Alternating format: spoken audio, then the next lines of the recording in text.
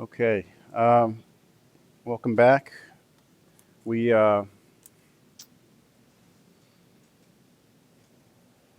video I did last class in class, for some reason the audio didn't pick up, which is very frustrating to me. So I've gone to a wired microphone instead of wireless, and we shouldn't have any more issues now. Um, I thought about going back and doing like a voiceover, but 2.5 hours.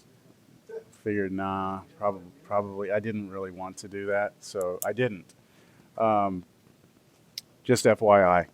Now, today you have a quiz from last time that we did in groups. We didn't really have a chance to finish, so if you could just bring those up, set them down here on the corner of the desk, and make sure your name's on it. Also, I offered a bonus question. You can turn that in. I did mine kind of on the back of notes because you said you were going to just check them. Mm-hmm. Just put your name on it and tear it out. I'll give it back to you.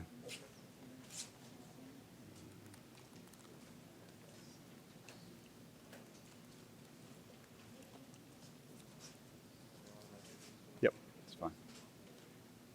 So if you have the quiz and or the bonus question, please turn those in. I won't accept them later. I also have your quizzes from last time. So I'll just call your name. You can come grab it. Courtney.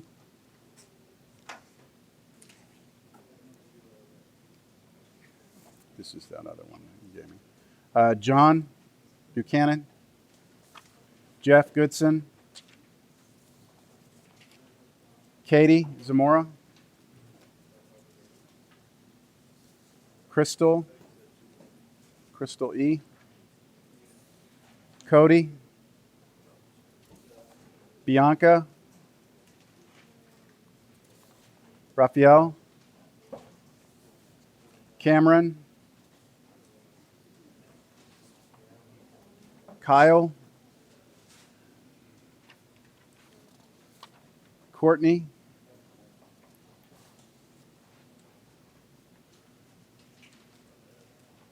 Abby. Yes? All right. Mitchell. Myra. Jasmine. Jay. Frank. Daniel. Frank, this is you right here. Daniel here. Elias. Michael C. Jacob. Besselman. No. Daniel. Espinosa Hernandez. And Caitlin.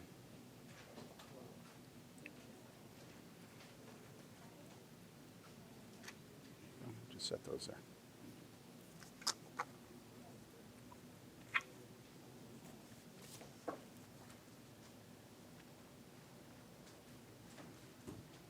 All right, so you can see that next class, we have our first exam. So let's see how things go today. Depending on where we finish, how much time we have. My plan for next class is to have the first part of class be a review to answer questions. And then after that, start the exam. And then that would be the only thing we do. But how much time I'm going to have for that review is going to depend on how much we get covered today. All right? So let's start with any questions that you might have over homework. And then we'll talk about 2.4 and 2.5. So homework questions? 2.2, number 25. Find the derivative of the function using the definition of the derivative. State the domain of the function and the domain of its derivative.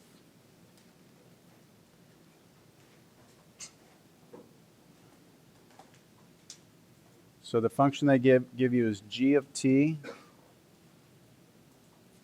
equals 1 plus 2t over 3 plus t.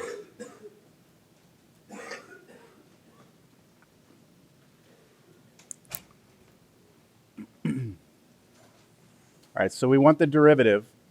By definition, the derivative g prime of t is equal to the limit as h goes to 0 of g of t plus h minus g of t all over h. So that's just the definition of the derivative, all right? So then I plug in, let's see, limit h goes to 0. G of t plus h is 1 plus 2 times t plus h over 3 plus t plus h. I think I'll do it this way.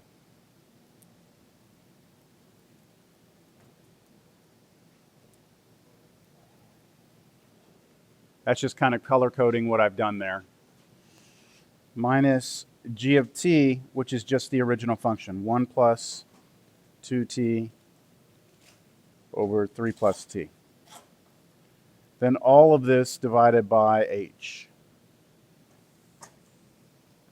Is that okay up to there?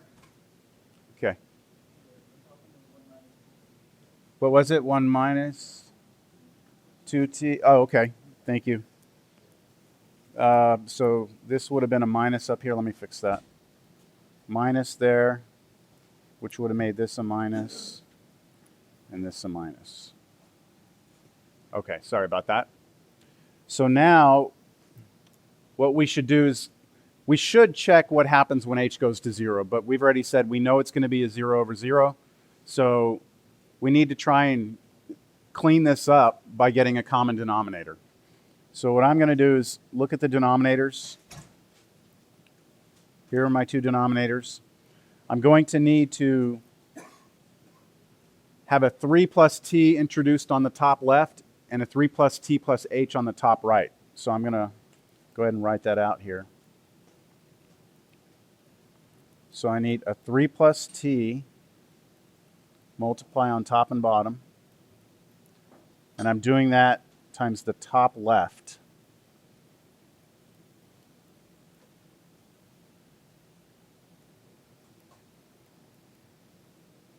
Minus, now the top right stays the same, but I'm going to multiply by what on that side?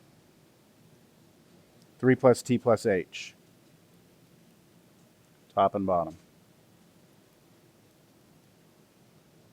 The entire thing now divided by h.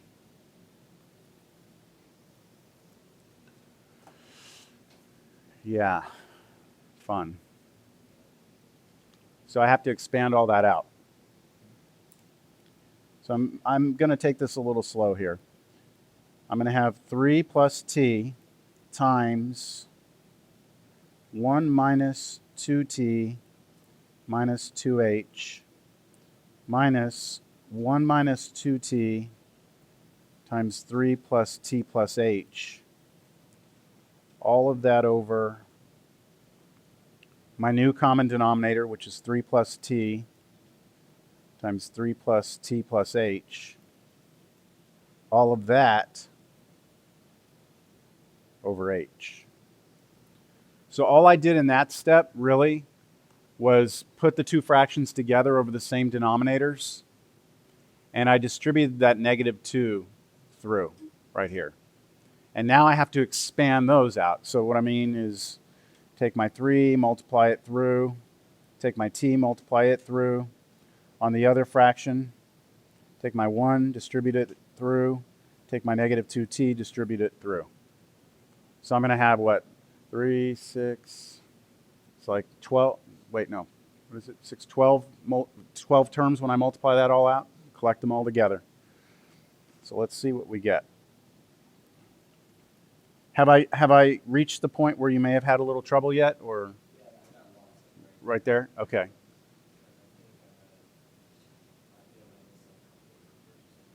Okay. Okay. That all makes sense though, what I'm doing? Yeah, but I got the first step, so it's Right here. Okay. Well, let's multiply this through. I'm going to do that 3 again, right? That 3 is going to go first. So what do I get here when I multiply that 3? 3 minus 6t minus 6h. Now I multiply the positive t through, so I get plus t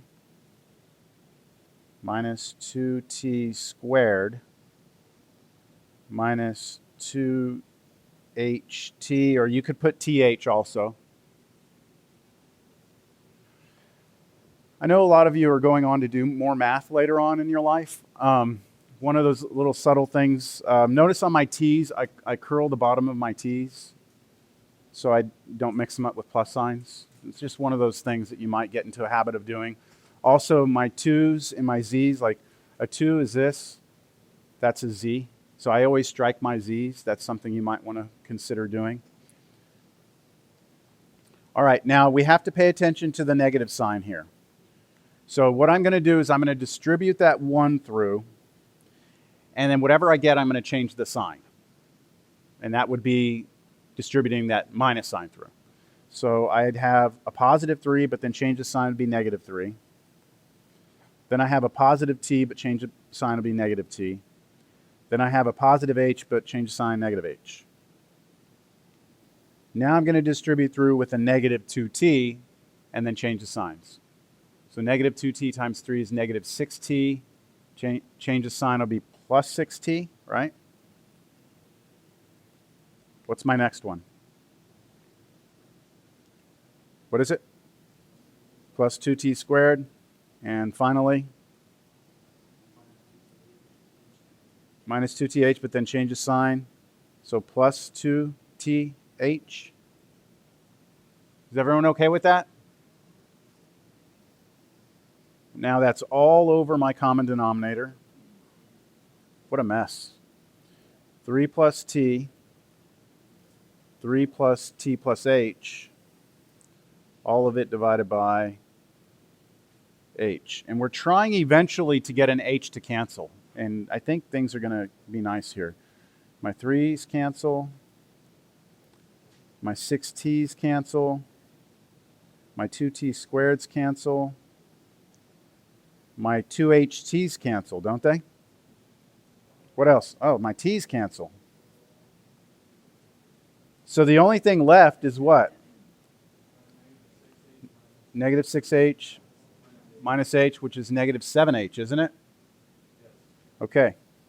So I have limit h goes to 0, negative 7h over my common denominator, 3 plus t, times 3 plus t plus h, h, not 4, all over h. And now I can cancel the h, can't I?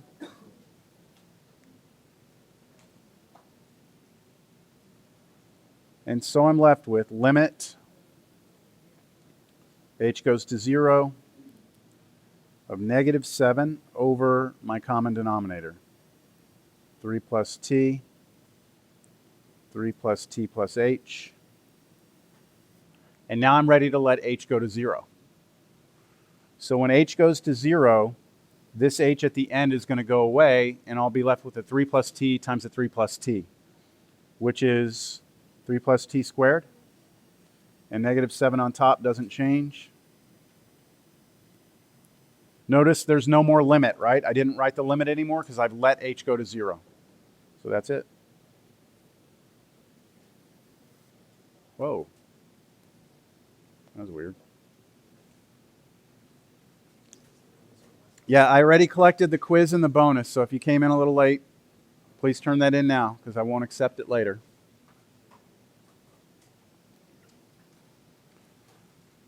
All right. Good question. What else? Anything else over homework?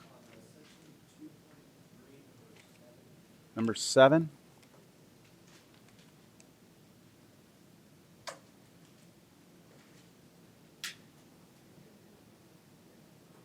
So we have the function f of x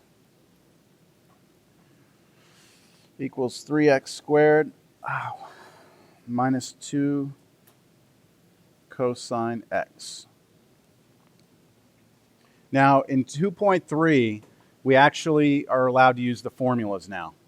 Okay, so we're allowed to use the shortcuts. So we don't have to do a limit, h goes to 0 anymore. So I use, first of all, the fact that both of these are separated by subtraction, right? Which means I can do the derivative of each one separately. And then let me look at the 3 times the x squared. The 3 in front is a constant. So I'm just going to bring that 3 down. Let me put f prime of x here. Anytime a constant's attached to a function, you just bring it down.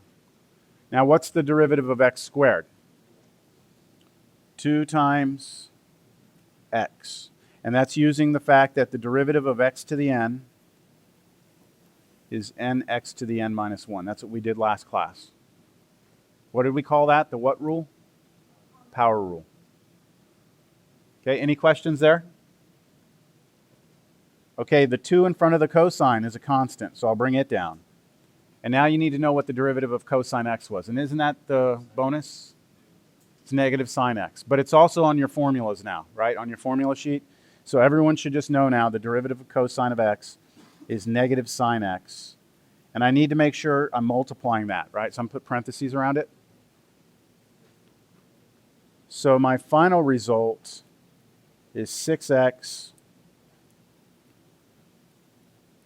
plus 2 sine x.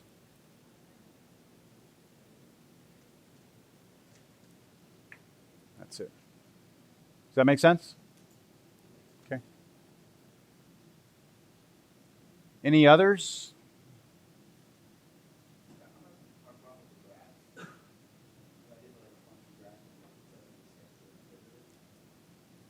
Do you have a specific? Okay. Number 3 and 2. Yeah, these are a little tricky. Okay, let me do 3. Which one do you want me to do? D? Okay, let me do my best to draw this. So the graph does something like this.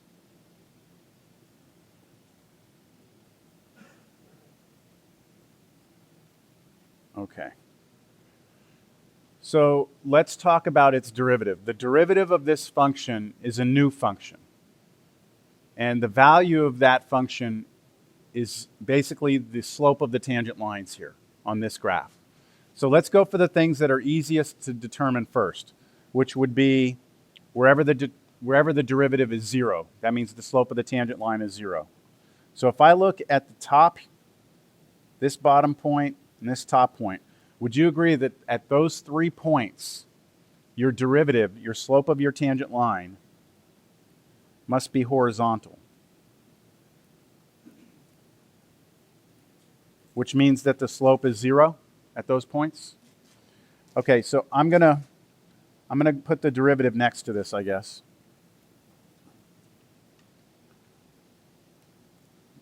So at 0, at an x value of 0, I should be at 0. And then somewhere to the right, I have another place where I'm 0, and then to the left, another place at 0. So the x values there correspond to the x values on this graph on the left. Does that make sense or not? That's okay? All right. Now let's look at this region over here, the left side of that dot. Tell me about the derivative there. It's positive, right? It's positive. Now, it's positive, and they're pretty steep tangent lines, aren't they? I mean, like this is a pretty steep line, steep. And then what happens is it slowly starts to flatten out, doesn't it? So it's a very, very steep positive slope means a very big positive number. But then it slowly starts to approach 0. So on my graph here on the right, I know that my derivative has to be positive numbers, and steep means big, so it's got to go kind of up like this. All of those points here on this graph are positive numbers, and they're pretty big until you get closer to that place where it's supposed to be 0. That kind of makes sense?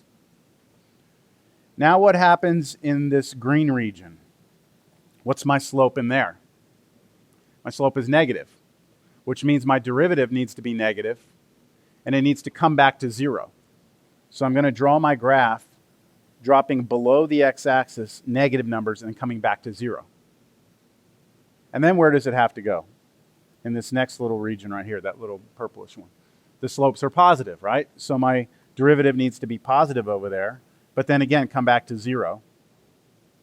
And then, in that last region on the right, what's the slope of the tangent line over there? Slope is negative, right? So that means that my blue function on the right side needs to be negative also. So if I were looking at my options there, for parts A, B, C, and D, I have to choose either 1, 2, 3, or 4. I would say, what, 3?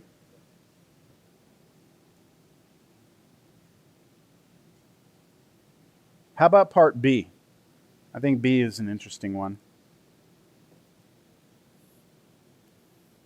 Your graph looks like this. Goes up, down, up, like that. Now I'm going to do the derivative on top of this one instead of to the side. So is my derivative ever 0? Doesn't look like it, right? I don't have any nice flat places. I have corners. What happens at corners? Derivatives are undefined, right? So let's look at the left side. What does the slope of the tangent line over here look like it is? It's positive, right? But then it's also constant because it's a line. So I would say that my derivative needs to be a positive constant. So just a flat line, somewhere positive, right? Until I get to the corner, and that's where it's undefined. So I put an open circle. Then what does my slope do, my derivative, in between here and here, the green part there? It's negative. So it switches, at that corner, it switches from positive to negative, and it's constant also. So I'm going to put something negative until I get here, it's undefined again. And then I switch to positive again, and it's constant. And it looks like it's the same slope as that yellow one on the left side. So I should have the same y value. So it should look something like that. Is that kind of making sense now? Okay. Any others?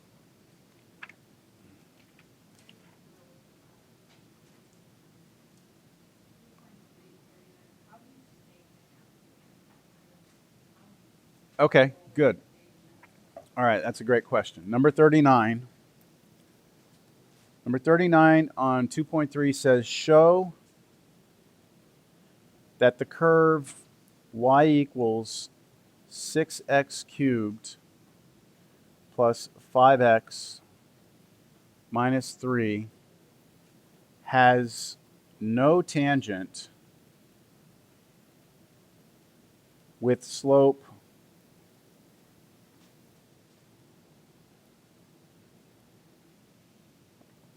of 4.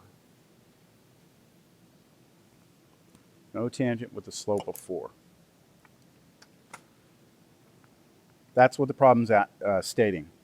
Now, I'm going to bring up this program again quickly. 6x cubed plus 5x minus 3.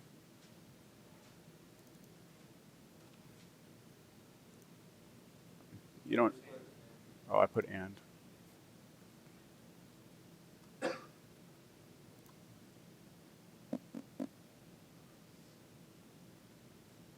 There's the graph, okay? There's the graph. Now, it's saying for us to show that this function here never has a tangent line that achieves a slope of 4. So how can we show that? Well, what is the slope of the tangent line? The slope of the tangent line is the derivative, isn't it? That's what it is. And what is the derivative of this function? Now remember, we're in section 2.3, so we can use the shortcuts. So I'm going to look at the fact that I've got three terms, right, separated by addition and subtraction. So I can do the derivative of each one of those individually. I have a 6 in front of a function, so the 6 will come down. And then I have to take the derivative of x cubed. What's derivative of x cubed?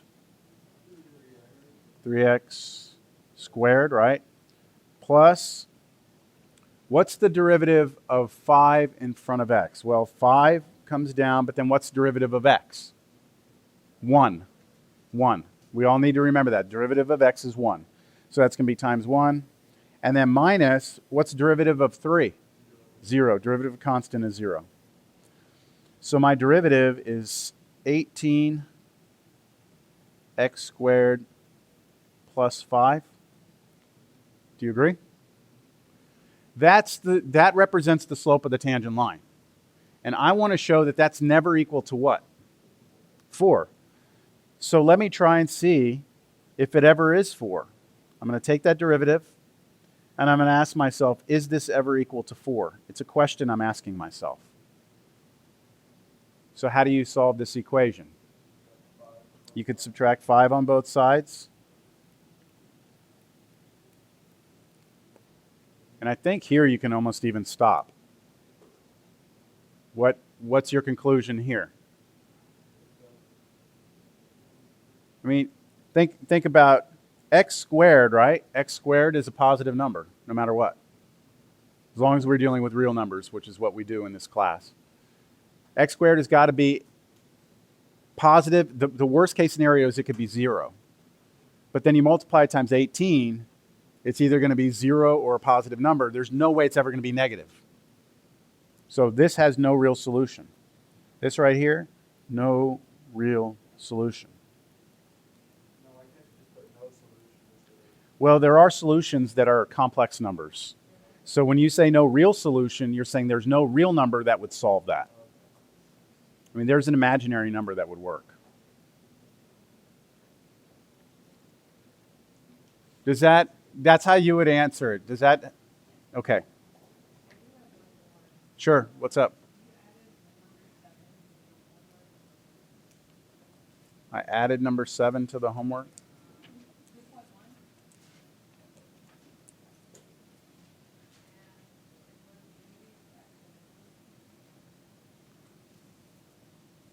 Find the slope of the tangent line, the curve. Okay.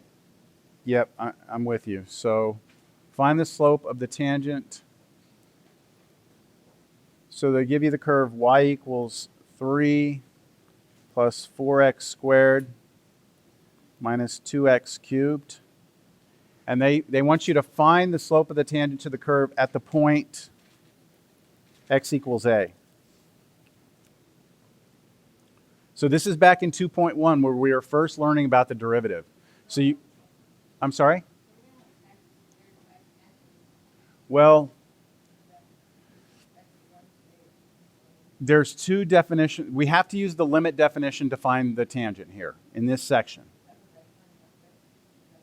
That one, you can use that one, or you can do limit h goes to 0. So this is what the two you could do. Limit x goes to a, f of x minus f of a over x minus a.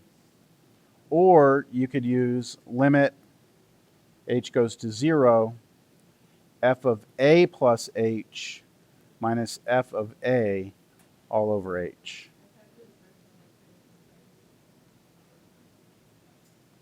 Yeah, the first one looks pretty bad. The second one even looks bad. No, I mean it can be done. It's the algebra that would be challenging, right? So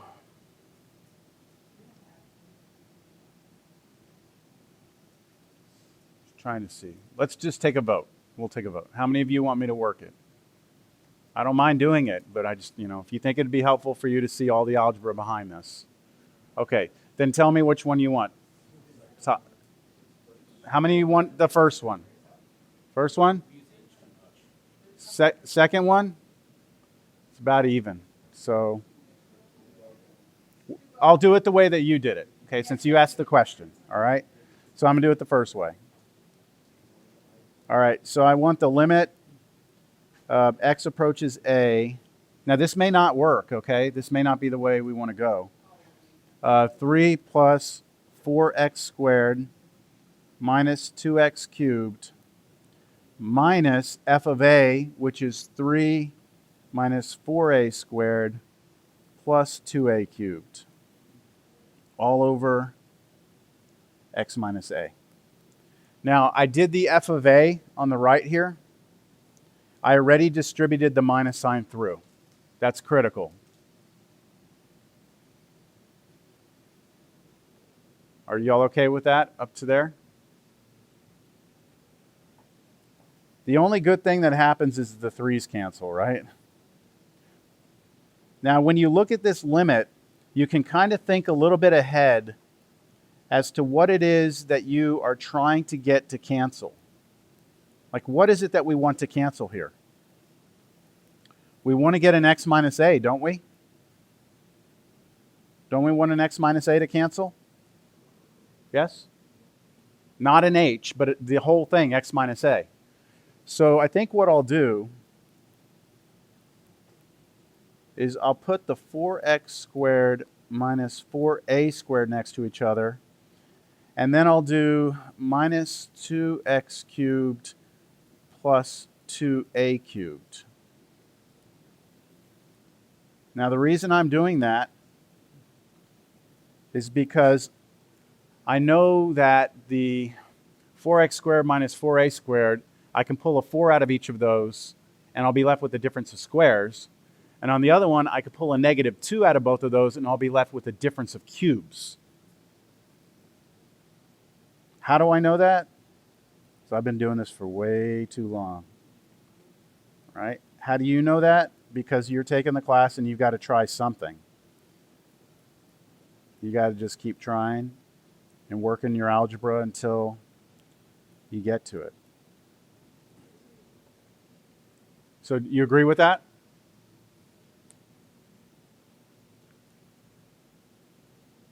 Any questions? Limit x goes to a, 4 times difference of squares, x plus a, x minus a, minus 2 times. What is the formula for difference of cubes? This will turn to x minus a, x squared plus xa plus a squared. So you need to somehow either know that or go find it somewhere. Are you all right with that? This is this. This is this. Now, what do both the yellow part, top left, and top right have in common? They both have an x minus a. So I can pull the x minus a out. Here it comes. I'll be left with a 4 times x plus a minus a 2 times x squared plus xa plus a squared. Close my bracket. All of it over x minus a. Y'all see what happened there? That the green parts there got pulled out in front because they both have it. And now they cancel. And that's all I was wanting. Because now I should be able to take a limit. So here it is. I'm real bad about leaving all my equal signs off. I apologize. I should have equals in front of all this. All right, so now what am I going to do to take this limit? Plug in a for all my x's, right? So I'll have 4, I'll have a plus a, minus 2, a squared plus a squared again plus a squared again, which is 4, sorry, that's not 4a squared, that's That's 2a, so how about 8a? All right, a plus a is 2a, and then times 4, so 8a minus, let's see, these three together gives me 3a squareds, and then times negative 2, so negative 6a squared. That's the slope of the tangent line at A.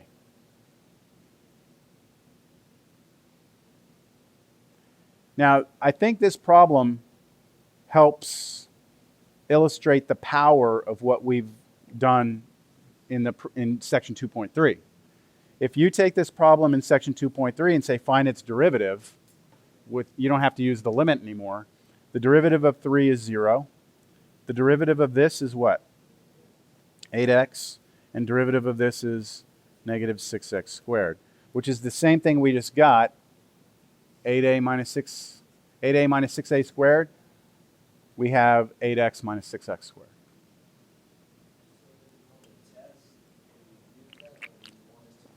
On the test, I will tell you, if I want you to use the limit definition, I will say use the definition of the derivative to find blah.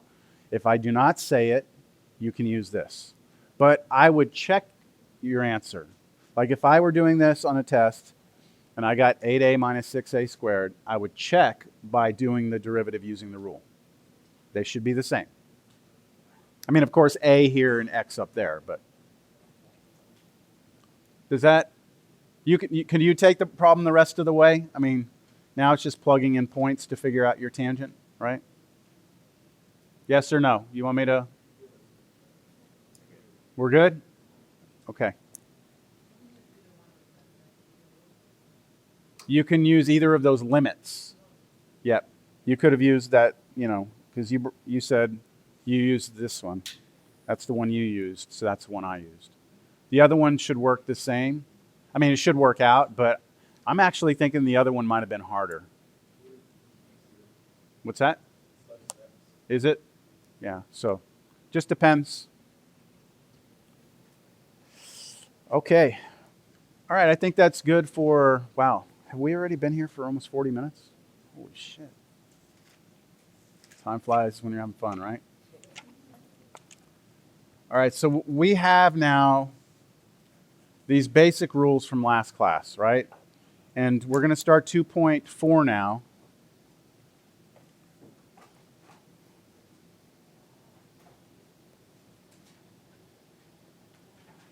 Two 2.4 is the product and the quotient rules.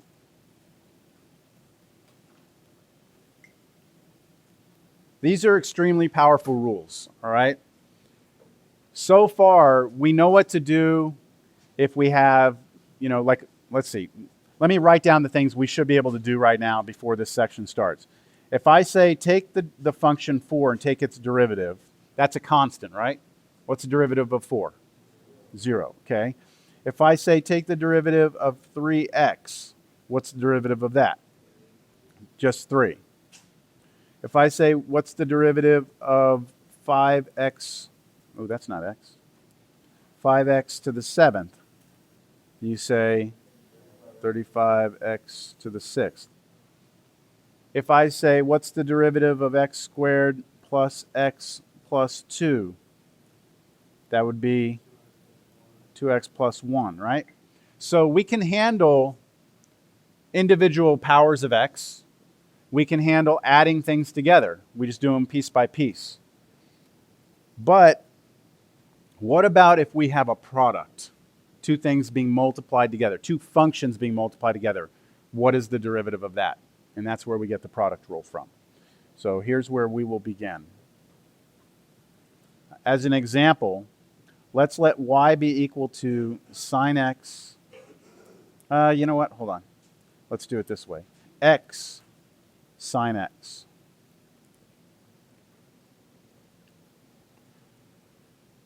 So you have to first see that you have a product, or I'm going to put it there in a blue dot. Normally that dot isn't written there. X in front of sine x would mean multiplication. Now, life would be real good. Don't write this down, okay? Life would be good and calculus would be easy if the answer were 1 times cosine x. What did I do there to get 1 times cosine x? I just did the derivative of each one, right? I said, oh, okay, look, derivative of x is 1, derivative of sine x is cosine x. That's not the way it works, okay? It's not the way it works. What you have to do in order to figure out the derivative of a product is apply the product rule. And I'm going to prove the product rule, and then we'll use it, all right? So this is wrong.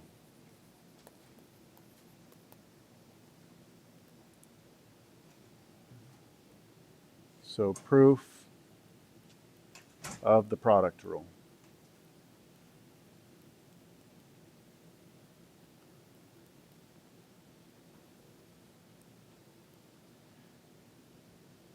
Okay, let y be equal to f of x times g of x. So I have two functions there, right, being multiplied. I want to know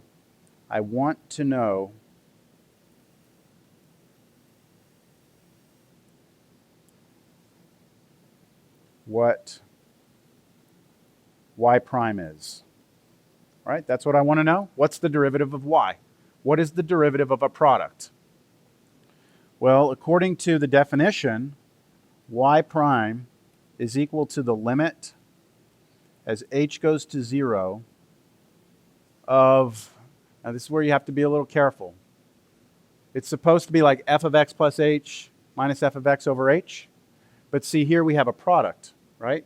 So it's not f of x plus h, it's f of x plus h times g of x plus h minus f of x times g of x all over h.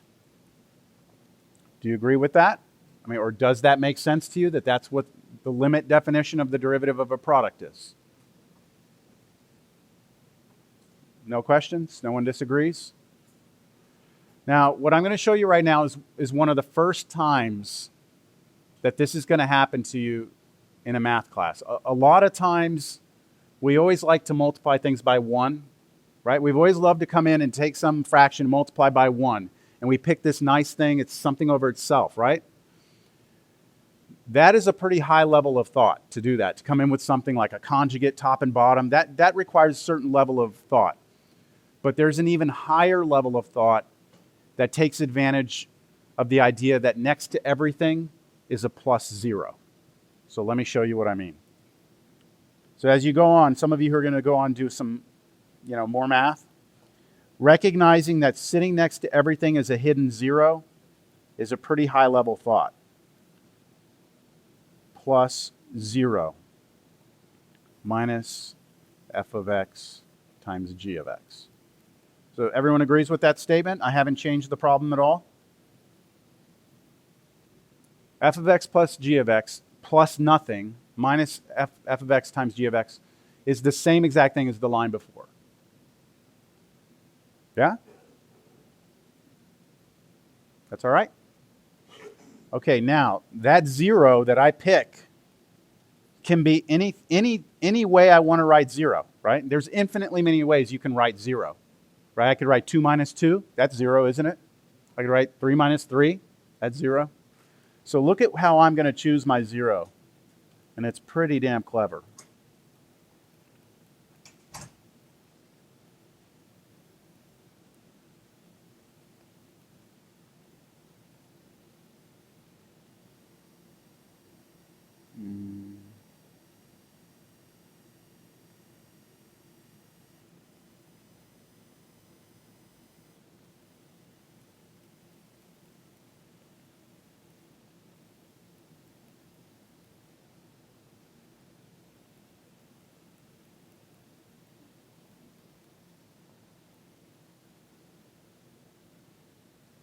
Do you agree that what I put in there is 0?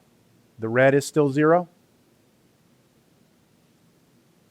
I mean, take f of x times g of x plus h, multiply them, and then subtract the exact same thing. That's still 0, isn't it? Now, why I did that, like how I came up with that, Like, to use that is not what this is about, okay? Someone else figured that out, and it took them a long time to figure out that's what to use, all right? But let's see what happens if you use that nice hidden zero. I'm now going to split this up into two limits. Limit h goes to 0. Now, when I split it, what I mean is I'm going to take, there's so many different ways I can do this. I'm going to take these two terms, put them together, and these two terms right here and put them together. So I'll have f of x plus h times g of x plus h minus f of x g of x plus h over h plus the other two together, f of x g of x plus h minus f of x g of x all over h. So do you buy that? I put this and this together. That's this. I put this and this together, and that's this. And I separated them out with a plus sign between them because they truly are, I mean, you could put them back together, right, and get back up to the line before. So is that all right? Now, on the yellow one, bottom left, what do those both the numerator, both terms in numerator, what do those both have in common? They both have a g of x plus h, right? So I'm going to factor out a g of x plus h. And what would I be left with? If I pull a g of x plus h out of the top, what's still there? F of x plus h minus f of x all over h. Now, I slid that g of x plus h out in front of everything, right? But it would just distribute back through here, and it would give me this line right here, wouldn't it? What on the second set of parentheses, or the second fraction, the blue one on the right, what do those both have in common? F of x. And what's left? G of x plus h minus g of x all over h. Now, this is the nice part. Let's let h go to 0, everyone. This equals, okay, what does g of x plus h go to if I let h go to 0? G of x. Okay? Times, what is this?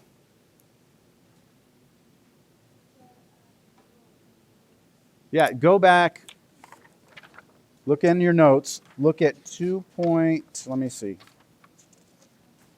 Look at 2.2.1. 2.2.1. About midway down in that, it tells you, it says, remember that a is in the formula, blah, blah, blah. Let's change it to x to get f prime of x equals limit h goes to 0 of f of x plus h minus f of x over h, isn't it? Isn't that what it says? So what is that part? That whole thing right there turns into what? F prime of x, doesn't it? That's what that is. That's f prime. That's the definition of the derivative of f. Isn't it? Plus, okay, now what does f of x turn into if you let h go to 0?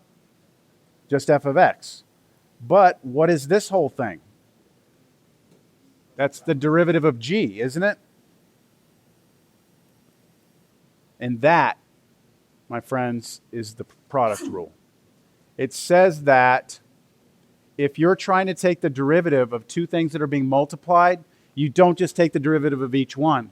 You have to do g without the derivative times the derivative of f plus f without the derivative times the derivative of g. Okay, so that's the proof. I'm done. We usually just put a black box at the end to show it's done. Okay, therefore, here we go. This is the big result of product rule. Therefore, if I want to take the derivative of two functions, f and g, it's going to be equal to the derivative of f times g plus the derivative of g times f. Now, I changed the order there. Do y'all see that? Like in this red I had up here, it was g times the derivative of f. Since it's multiplication, I just flipped them over. And then over on this one, I had f and derivative of g. I just flipped them over. That's the way that I've always taught it. That's the way that I don't even know if I learned it that way, but that's the way that's the way I teach it. In the book, it might appear in a different order because addition doesn't matter either. You can flip the addition around, and you could put this g prime f before. But there's a reason why I teach it that way. You'll see in a second. Questions? Another way to say this is if f is our first function and g is our second function, then it's the derivative of the first one times the second plus the derivative of the second one times the first, isn't it? You want to get comfortable saying what the product rule is, like in your head, because you have to memorize that formula, or you should have it memorized. All right, let's go to this, back to this example where we had y equals x times sine x. We already knew that that was a product, right?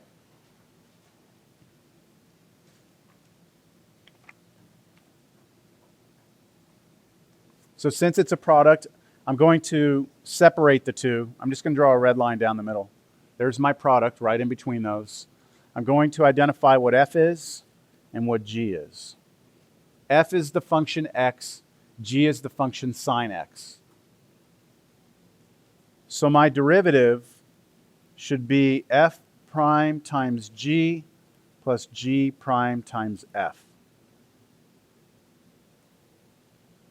What is the derivative of f? 1 times sine of x. That's just g by itself. Plus, what's the derivative of sine of x? Cosine x times f. What was f? X. Careful, that was the derivative of f. Does everyone see where all these things correspond to each other here?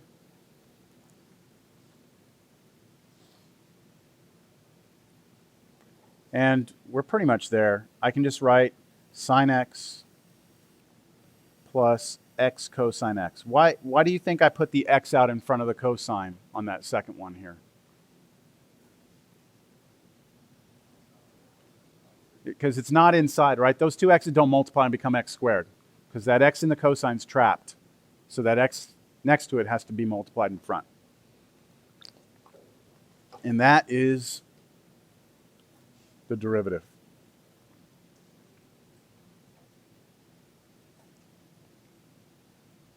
What do you think?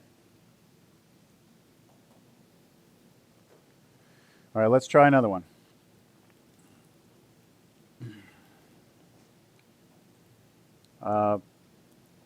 Y equals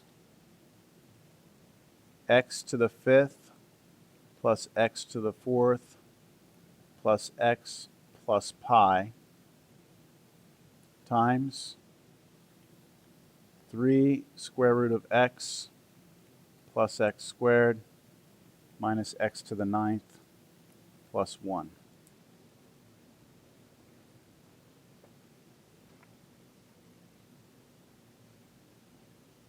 Now you could, if you wanted to, multiply this all out, couldn't you?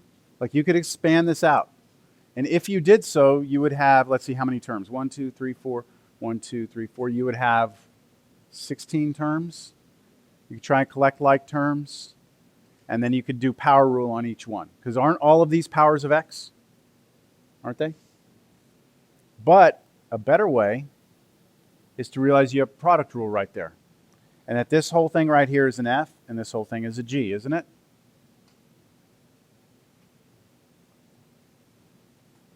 And so we know that the derivative is f prime g plus g prime f.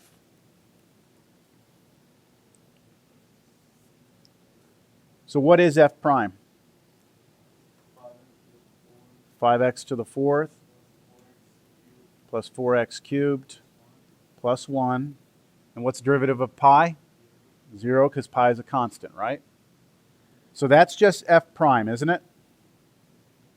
I have to multiply that times what? G, which is 3 root x plus x squared. So I'm not taking a derivative of g, right? I could. That's fine. It's not wrong to do it that way. Am I done? Now I have what? Plus g prime. 3 over 2 root x. How did I get that?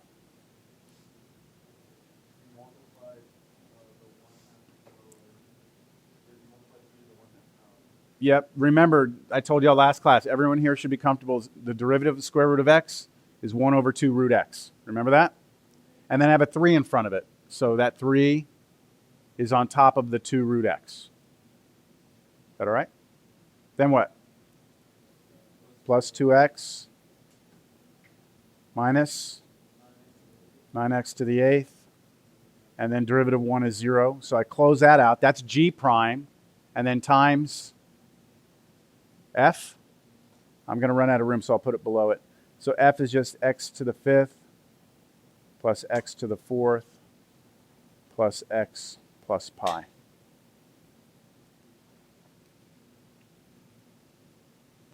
Now we're supposed to multiply that all out now. I'm not going to. That's the derivative though, right? Isn't it? Which is what we're just trying to focus on that right now. Questions?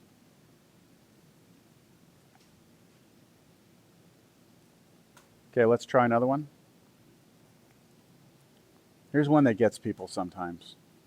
Y equals sine.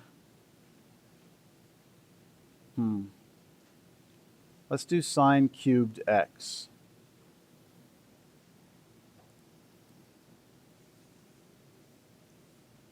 Now, this section is about product rule, right? So we need to first see this as a product of two things, right? So how can I look at this as a product of two things? How about sine x times sine squared x? That's a product, isn't it? And then I could look at the first one as being f and the second one as being g. Do y'all agree with that?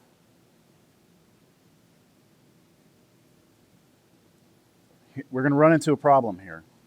Y prime then should be f prime g plus g prime f. Do we know what f prime is? What's derivative of f? What's derivative of sine? Cosine x, right? So we'll be okay with that first part. But what about g prime? Do you know what the derivative of sine squared is? Well, that's a product also, isn't it? Isn't sine squared a product? So I actually need to do some scratch work on the side here. I need to come over here where I had g was equal to sine squared x, right? I need to look at g as being sine x times sine x. Notice that I have a product here and figure out its derivative. And then I'll plug that answer back in over here. Now, I can't use f and g. Why? Over here on the right side for my two functions. Because I'm already using g, right? So I can use anything I want. Yeah, why don't I use h and k? Then what is the derivative of g according to the product rule? H prime k plus k prime h. Do y'all see how that works? We just have a generic formula for product rule, using anything you want as far as letters.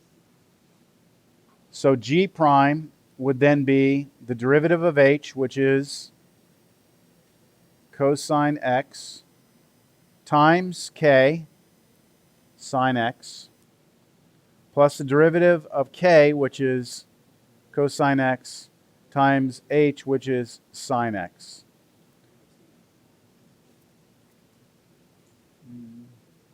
I don't know. Those are the same thing though, right? Cosine x, sine x? There's two of them being added together. So isn't that 2 cosine x, sine x? And that's g prime. So when I come back over to this left side, I already knew I could get f prime in the very beginning, right? I was happy with f prime. G prime was the one that kind of needed some work. So I had to come over here to find my g prime.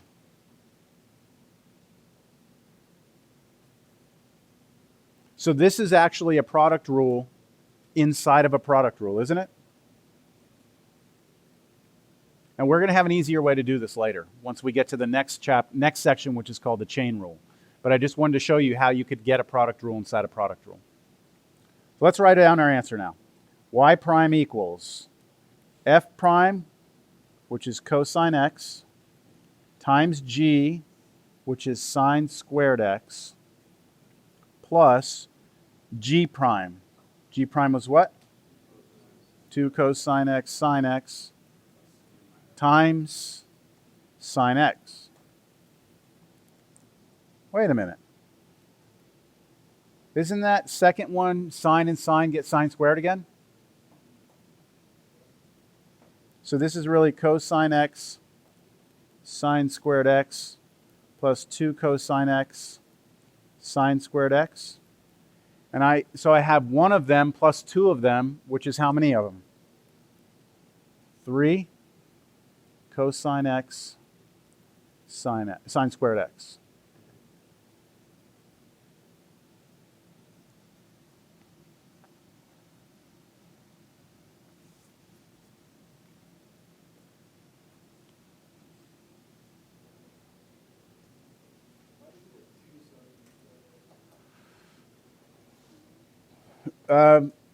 Because you look at this as having a coefficient of 1, and you're adding them, so it's like an apple plus 2 apples is 3 apples.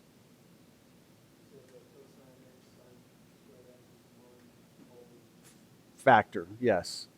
Plus the same thing. So it's kind of like if I say, what's m plus 2m, you say 3m, right?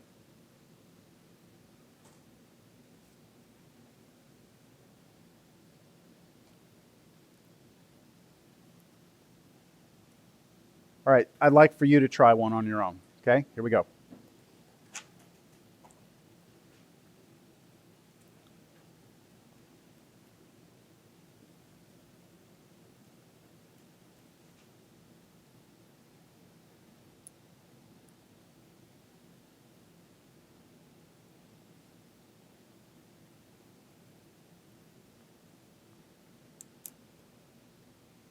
Now you'll need to know what the derivative of secant x is.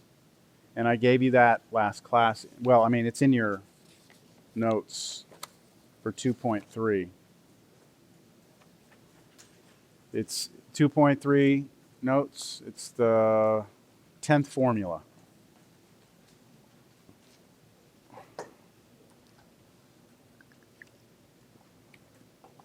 So I want you to find that derivative and simplify it, clean it up.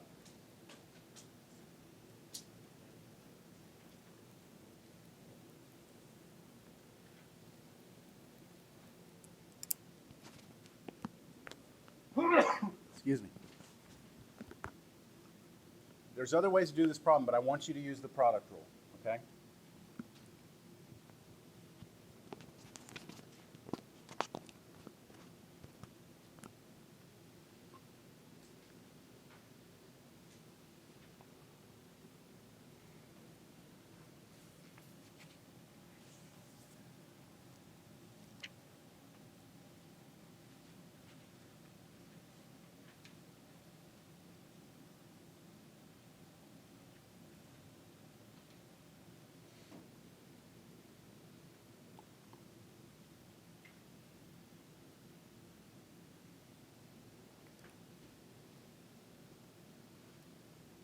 If you get it, let me know.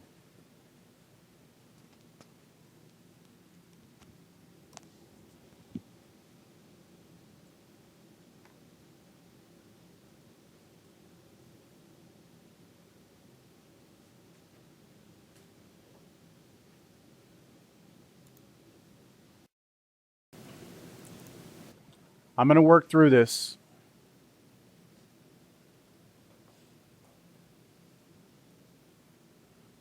You identify your two functions, f and g.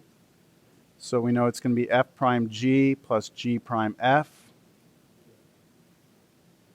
which is the derivative of f was secant x tangent x times g, which is sine x, plus g prime, which is cosine x,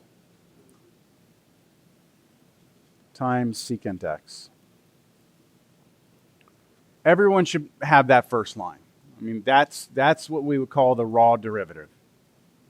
Anyone have any questions on that part?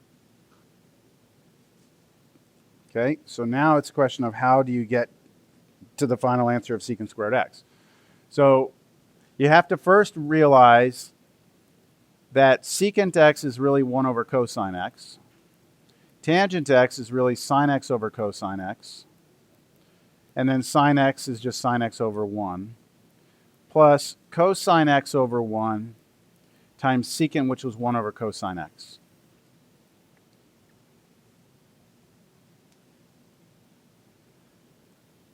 So over on the right side, your cosines will cancel, and you'll be left with just plus 1 there. And then on the left side, you've got sine squared x on top and cosine squared x on the bottom. But that's the same as sine x over cosine x squared plus 1. But what's sine over cosine? Tangent. And tangent squared plus 1. And tangent squared x plus 1 is secant squared x. What did I use to get that? That's one of the Pythagorean identities from pre-cal. The Pythagorean identities, remember, these are super important identities. The most important one is this one. Sine squared x plus cosine squared x equals what? 1. How many of you know that one?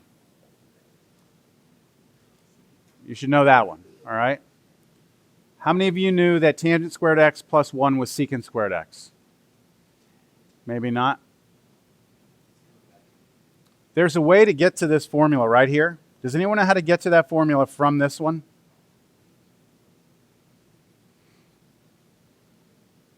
Divide on the top right one, the sine squared x plus cosine squared x equals 1. Divide everything by cosine squared x. Take this formula and divide everything by cosine squared x. Cosine squared x. Cosine squared x. And what do you get? What's this? Tangent squared x plus 1 equals, what's 1 over cosine? Secant.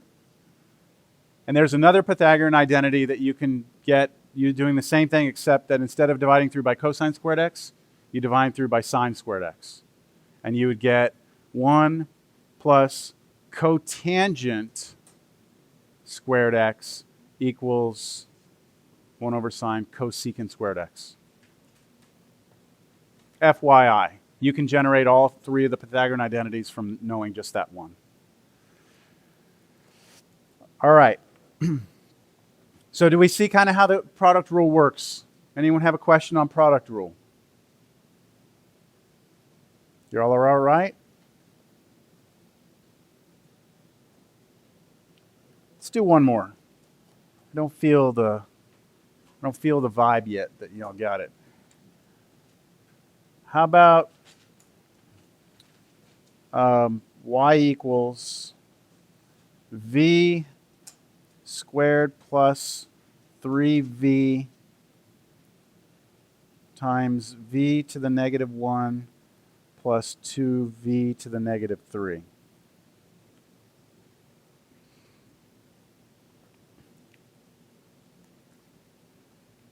Find y prime.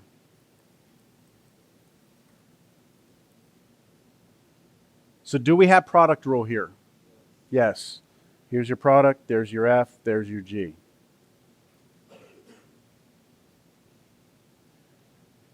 So y prime should be the derivative of f. Is that easy? Something you can do? How about the derivative of g? Is that going to be something you can do?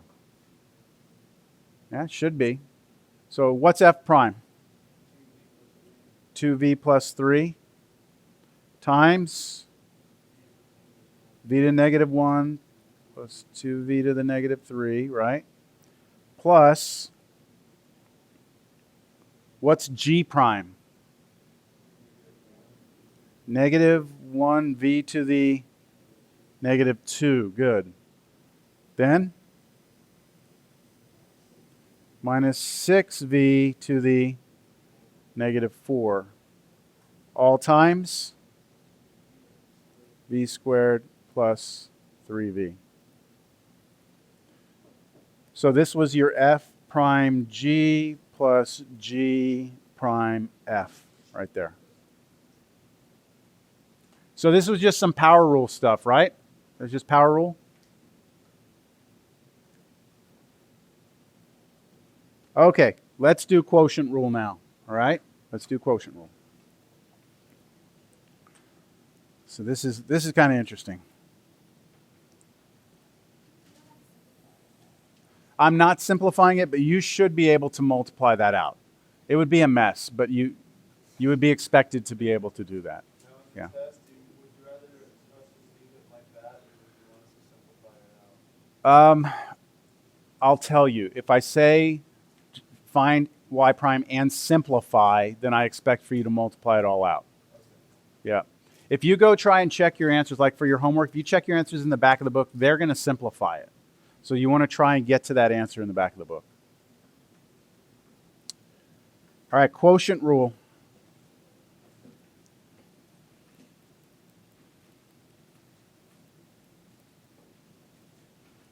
So if you have something like y equals this time f divided by g, the question becomes then, what is y prime? And you may think, oh, I just do the derivative on top and bottom. No, it's not going to work. Now, I'm going to prove this one to you, but I'm not going to prove it using the limit definition. I'm actually going to prove it a different way, and it's pretty cool, I think. So watch this. Here's my proof. Y equals f over g, right? Then doesn't that mean that gy equals f?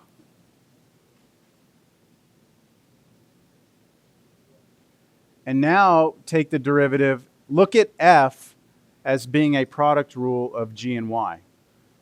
So take basically the derivative on both sides of this equation. What's the derivative of the product on the left side? What do you get? G prime y plus y prime g equals the derivative of the right is f prime, isn't it? Y'all see what I did there? Yay or nay? What was it I was trying to solve for there? What was it that I wanted? I wanted y prime, right? So I'm trying to get what this is by itself. So let's isolate that on one side of the equation.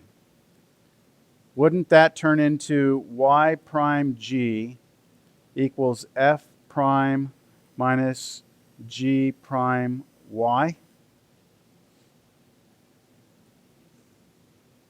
All I did was move the g prime y to the other side, right? What do I still need to get out of there? Divide by g. So y prime equals f prime minus g prime y all over g. But everyone, what is y?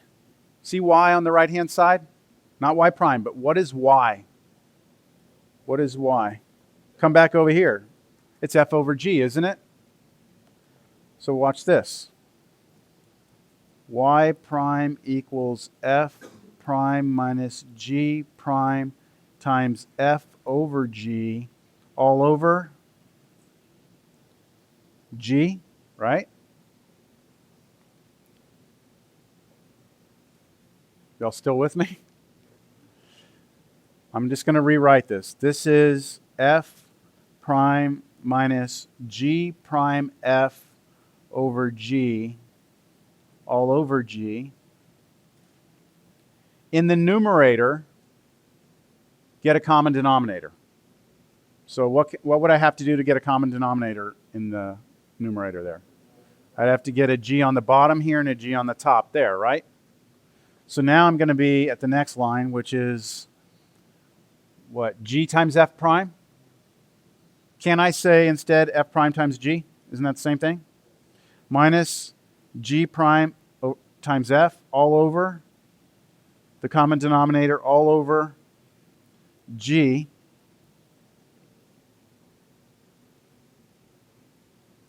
And then I can look at the g on the bottom as a g over 1, right? And flip it. Flip it. And when I flip it, it becomes a 1 over g over here. That's gone.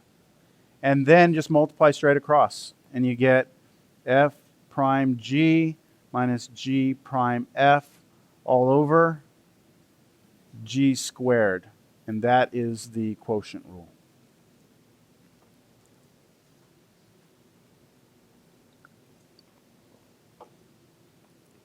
In some ways, it's similar to the product rule, isn't it? I mean, product rule was what? If you have f times g, the derivative is what? F prime g plus g prime f. The quotient rule is f prime g minus g prime f, so it's a minus instead of a plus, and then one huge additional thing, what? Divide by g squared. Okay? Now, I'm a huge fan of this formula. So the two that we have today are if you have f times g, that's equal to f prime g plus g prime f. That's your product rule, right? If you have f divided by g, then it's f prime g minus g prime f over g squared.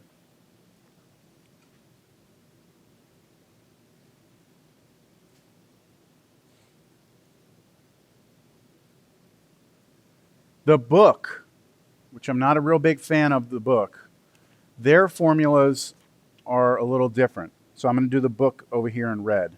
The book does this. They say the derivative of f times g is f g prime plus g f prime. And they say the derivative of a quotient is g f prime minus f g prime all over g squared. So why do you think I have a problem with the book's version? Why do you think I like my version better? Are they the same formulas? Look at this one. This one's f prime g. Well, there's f prime g, right? Plus g prime f. So they've got a different order, but its addition doesn't matter, right? Then over here, they have a g f prime. I have a g f prime minus f g prime. I've got that all over g squared. So why is it that I don't like the book? Yeah, they don't look like each other, right? Like the formula on the left for the book, you have to remember fg prime plus gf prime. This one's completely different, right? gf prime minus fg prime. The way that I put it out here, all you have to remember is one thing. The quotient rule gives you a subtraction and you divide by g squared. If you can remember this, then you should be able to get quotient by just adding a few little things to it. Does that make sense? So if you try and follow the book in the way they do examples, just be aware that they're going to use the red formulas as opposed to the ones in black. Anyone who's maybe taken Cal 1 before or seen it before, if you call this the high function and you call this the low function, like in a numerator is the high one, the denominator is the low one, then the quotient rule becomes let's do it with the red though. It's the low function, right? Isn't g the low function? Low times the derivative of the high, right? minus the high function times the derivative of the low function all over the low squared, right? I know that seems weird, but it's like a thing that you can kind of say. Low d high minus high d low. Low d high minus high d low over low squared.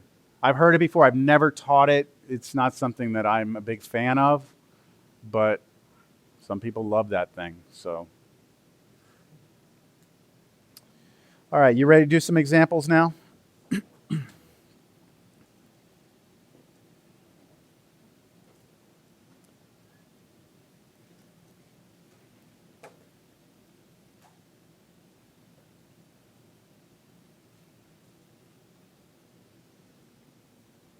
Find y prime. And I'm not saying simplify, just find y prime. So do you have a quotient here? Do you have division? Yes. So you have your division here. You have like an f on top and a g on the bottom, don't you? So the derivative is going to be, let's try and remember it, f prime g minus g prime f all over g squared. Do you know what f prime is? Do you know what g prime is? Yes? If you know those, they're pretty clean. You should be able to just plug everything in right now. F prime is 6x plus 5 times g, 1 minus x, minus, what's g prime? Negative 1 times f all over 1 minus x squared. You know what? Let's simplify. And simplify. I'm adding to the rules, to the instructions.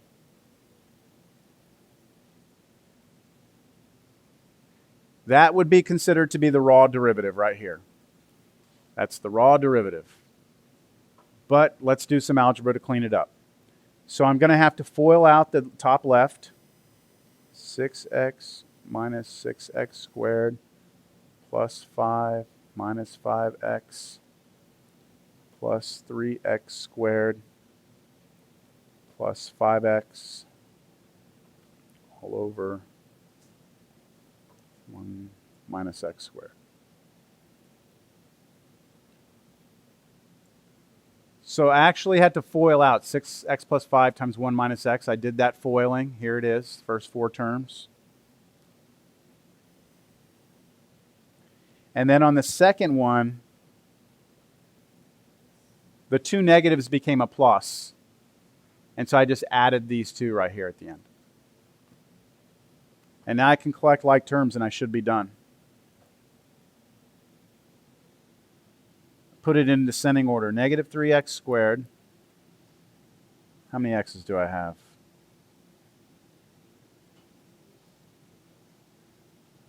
Six x? Any constants? Plus 5?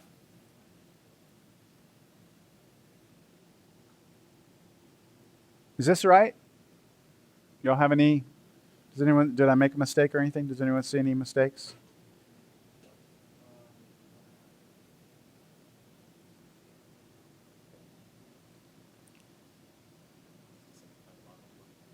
The bottom, you can leave it as is because it's already, you could argue that's already simplified because it's like factored. But if you wanted to, you can multiply it out.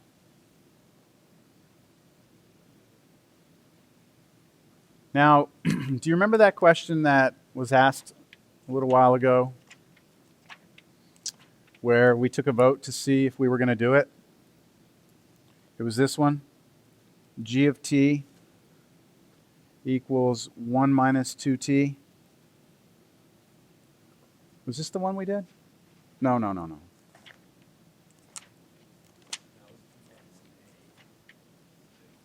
Yeah, well, we'll get back to This wasn't the one we voted on, but this is the one we did. Right? Someone did ask about this. Right? You asked about that one, right? This was number 25 from 2.2.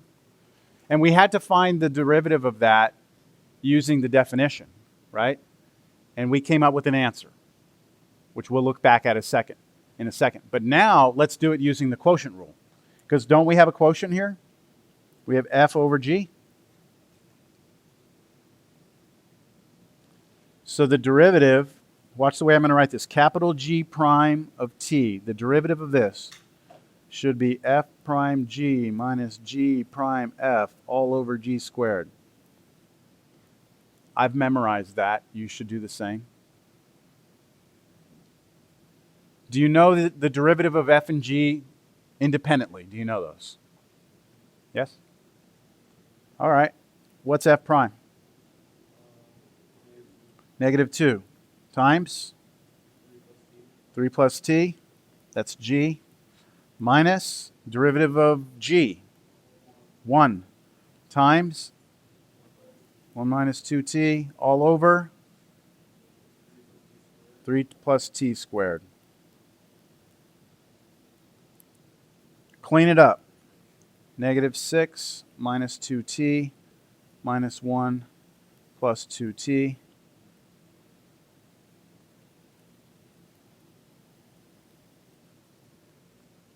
So distribute your negative 2 through the parentheses, distribute your negative 1 through the parentheses. And at the end, you should get what? Negative 7 over 3 plus t squared. And does that match what we got earlier? Yes. Very nice.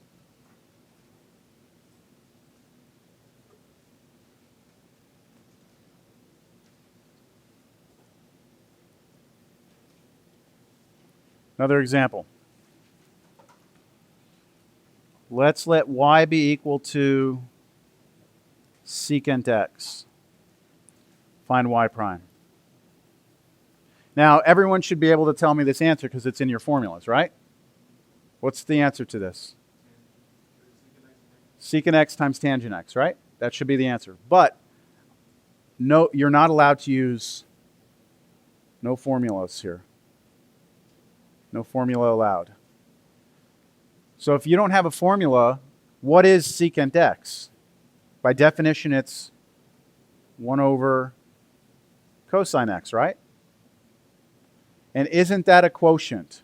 F over g. Yes? So the derivative here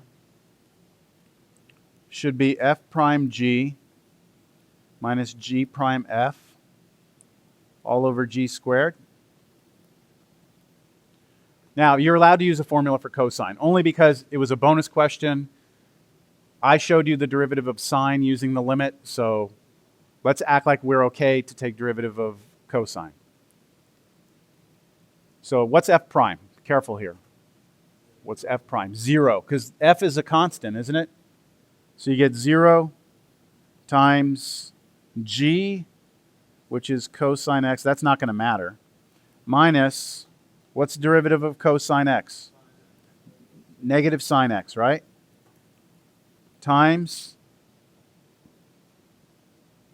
1. Don't forget these things, right? We have f is 1, g prime is this, g is that, f prime is that, right? They all come from something here. All over cosine squared x. You can do it two ways. You can do it this way, or you can put the cosine in parentheses and square it. All right. That equals what? The 0 times cosine x is gone, right? Minus a minus is plus, so we have sine x over cosine squared x, which is the same as this, isn't it?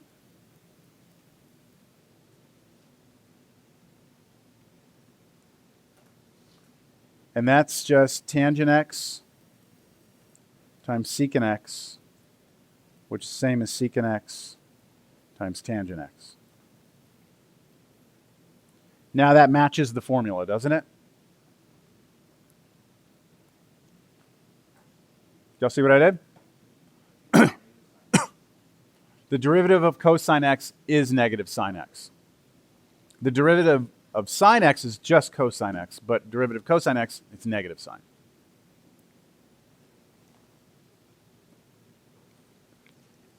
We're taking a break in 10 minutes. I'm going to give you 2 problems to work on in the meantime. So we're going to say we'll come back at 2:55. Okay, 2:55 is when we'll resume, but you need to finish these 2 problems before you take your break. There we go.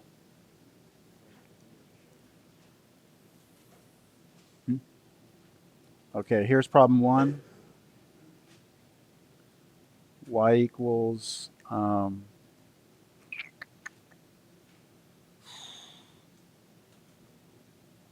all right, sorry.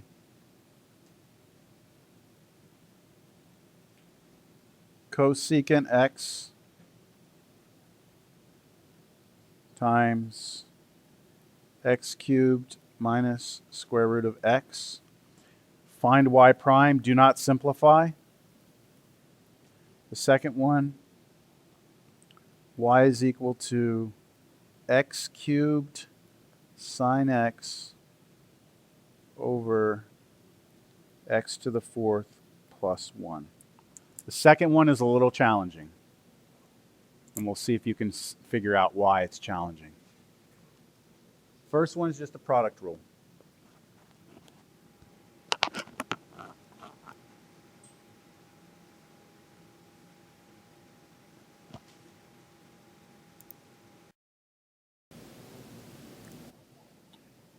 Okay, we're going to go ahead and continue now. We're going to stay in this in this section because there's a few more things we need to be able to do. Let's take a look at something like this. Y equals x plus 4 over x over x squared minus 1 over x cubed. Find y prime.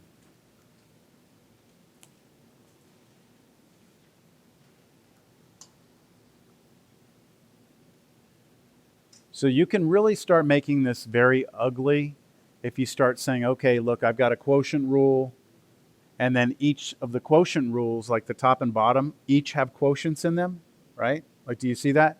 You've got a quotient, like a big quotient is your f on top and your g on the bottom, right?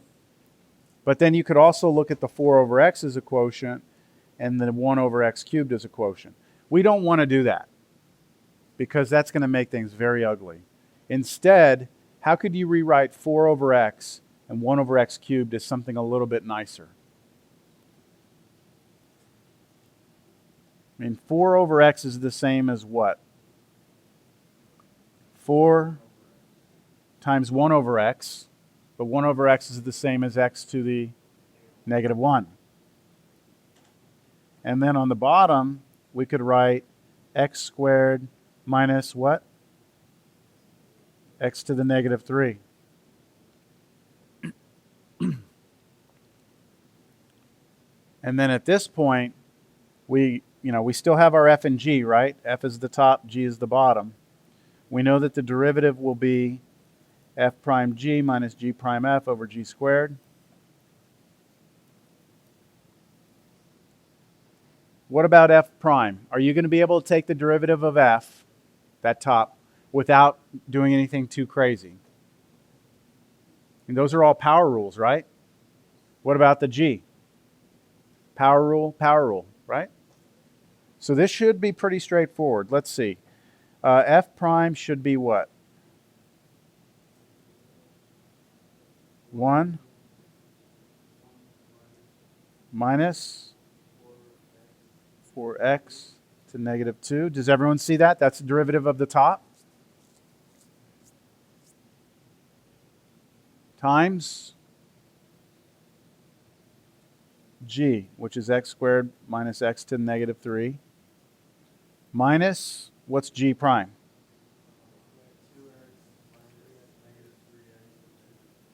So minus negative would become a plus, right? Plus 3x to the negative 4 times x plus 4x to the negative 1. Everything divided by x squared minus x to the negative 3, but then all that squared.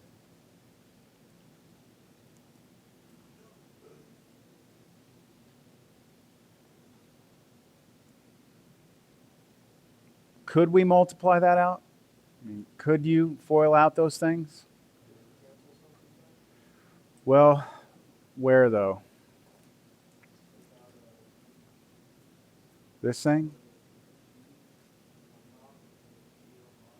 Well, we would have to have a g over here also. In order to cancel, like, it looks like you could cancel one of these with one of these, but this would have to be in both of these. So you can't do that. That would be nice, but can't do it. Okay, let's do another one. How about, as an example here, find f double prime of 1 if f of x equals x over 1 plus x squared. All right, so what are we being asked for? The second derivative, right? So we actually have to take the derivative twice and then plug 1 into that answer.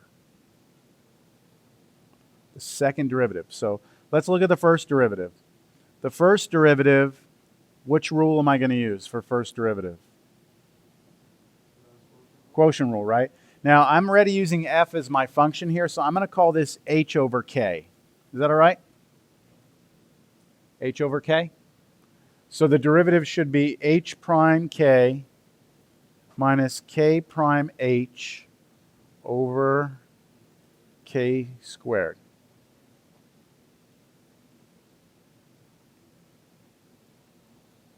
What is h prime? 1 times k, 1 plus x squared, minus derivative of k, which is 2x, times h, which is x, all over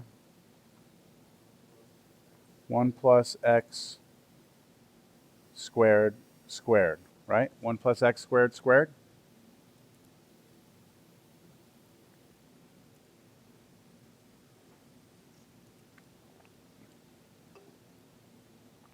This is going to suck.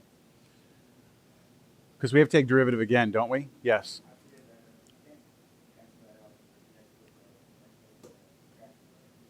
Can't cancel which one out? Cannot. Yep. Because there's not one on the other top right side. So what we'll do is we'll just clean this up. This is 1 plus x squared minus 2x squared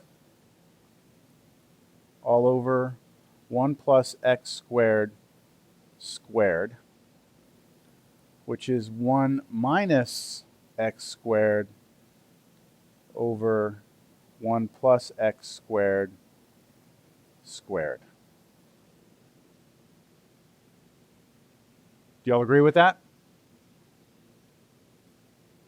Anyone have a question on where I got any of that? Okay, that's my first derivative, right? Now I have to take the second derivative. So I've got to do derivative again. So I've got now, I'm going to identify them again. I'll call them h and k again, even though they're not the same h and k, right? But it's another quotient. So my second derivative will be equal to h prime k minus k prime h over k squared. What's going to cause an issue here? Yeah, the k prime, right? Like, look at the h prime is just the derivative of that, right? 1 minus x squared. That's just going to be negative 2x, right? So we're okay with that. But the bottom, the k prime, that's this guy squared. And this guy, that's that one's derivative. And so what are you going to have to do to figure out k prime? Yeah, you're going to have to actually square it out. And you could look at it you could actually do a product rule on it too, but here's where I'm just going to kind of stop and just be like, okay, hold the boat here. K is equal to 1 plus x squared squared. I'm going to just multiply it out. 1 plus 2x squared plus x to the fourth. So what did I do there? Foiled it, right? And now what's the derivative of that?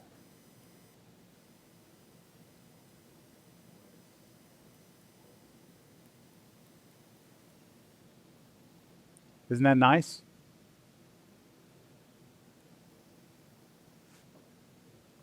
That's going to be that green part, right? That's going to go there.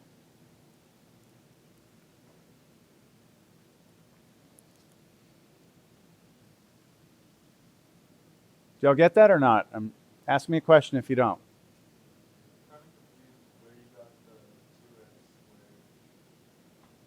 Okay, I did this right here.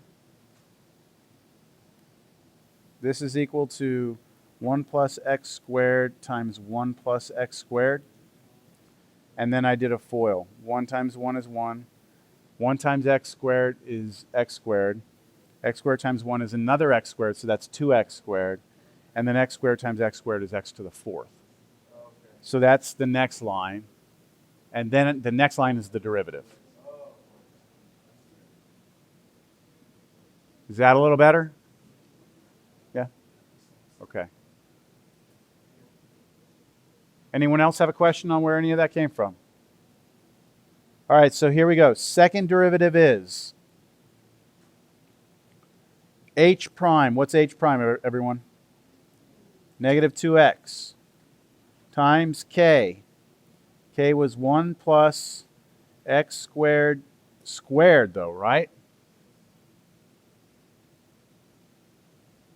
Minus k prime, which is 4x plus 4x cubed, times h, which was 1 minus x squared, all over k squared, which is 1 plus x squared squared squared, which is to the fourth. Yes? No, it's not wrong. If you put the 1 plus 2x squared plus x to the fourth squared, that would be okay. Is that what you're asking? Like in the denominator, instead of this, having 1 plus 2x squared plus x to the fourth, but then you would have squared instead. That would be okay also.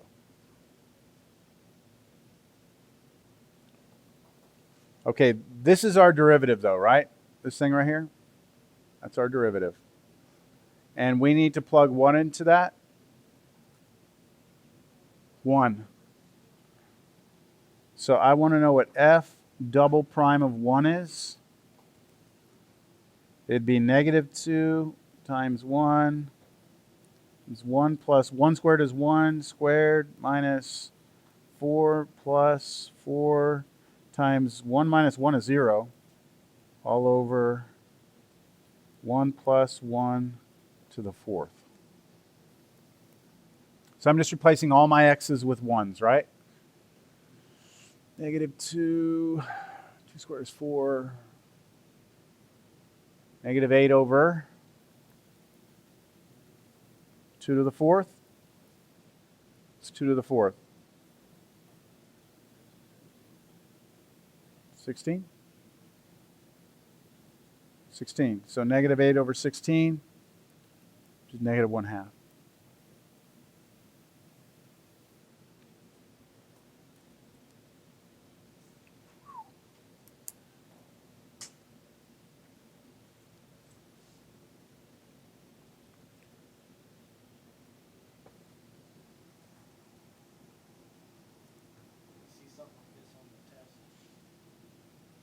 Oh, yeah, yeah. That's fair game for the test. Uh-oh.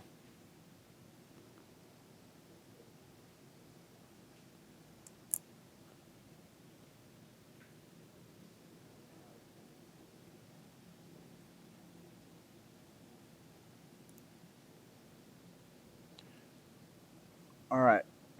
Um,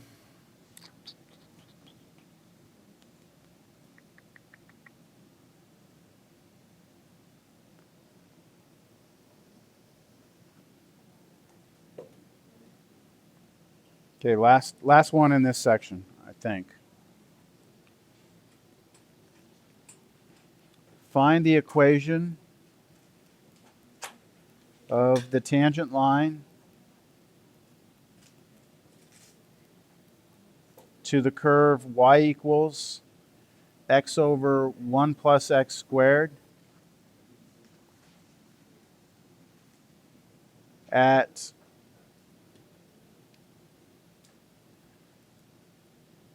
the point 3.3.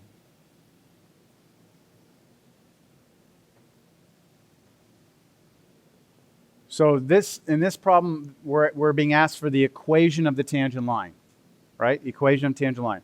So for the equation of the tangent line, we need y minus y1 equals the slope of the tangent line, x minus x1. All right, that's the equation we're going to wind up using. We just need to know the slope of the tangent line. The slope of the tangent line is the derivative, right? And then we plug in the x value. So what is our derivative of x over 1 plus x squared? What would we have to do for this? Quotient rule? Right? But we just did this problem, didn't we? Isn't that the exact same problem we just did? We did x over 1 plus x squared.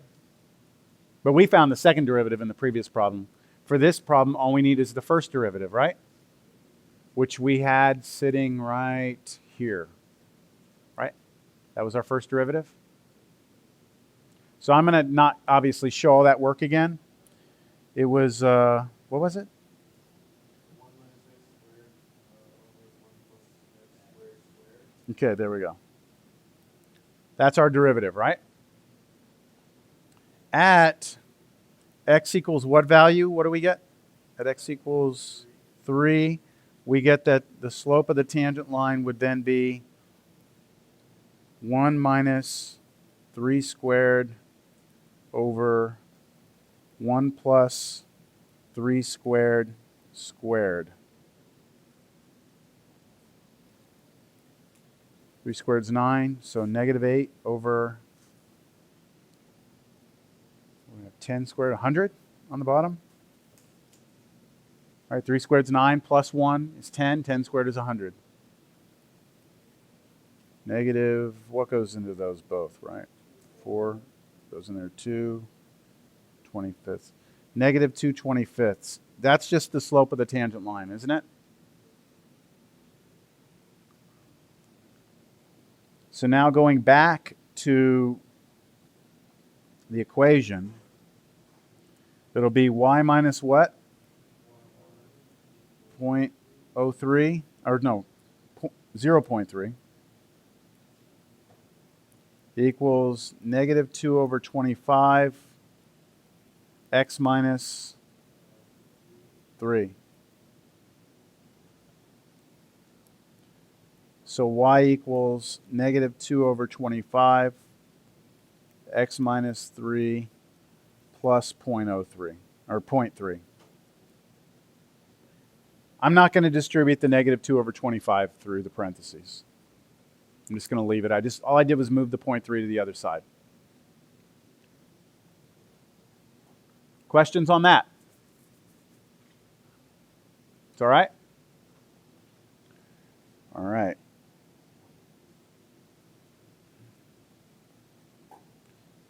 So let's see here. That was the graph.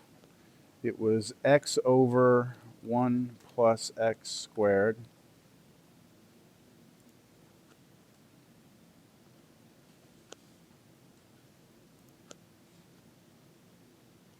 know why it's cutting stuff off over there. That's weird.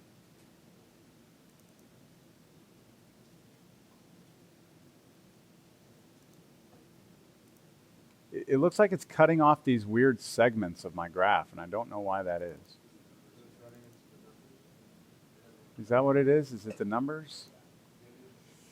Okay, let me do this. View.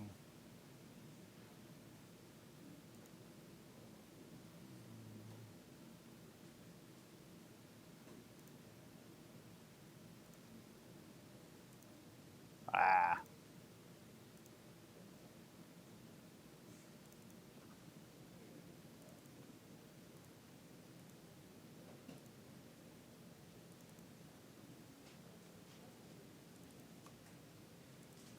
There, it's a little better.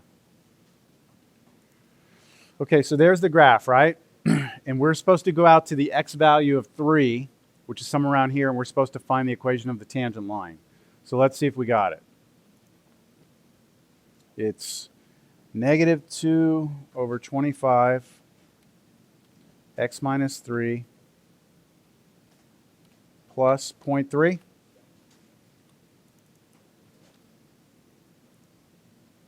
It's pretty damn good to me.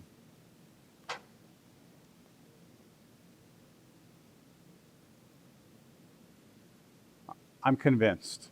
Are you convinced?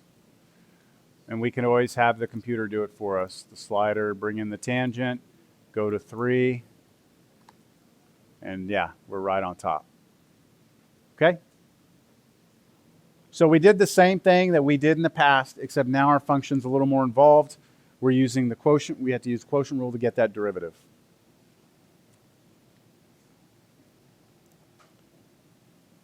All right, let me give you the homework assignment that I'd like for this section. So for the homework for 2.4, you should be looking, this is going to be a lot of problems. It's going to be 3 through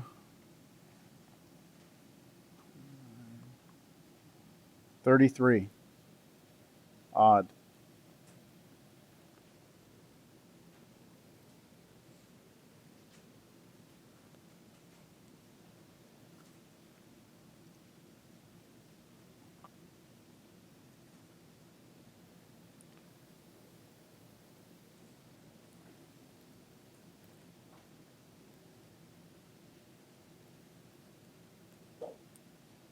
Now we're ready for 2.5.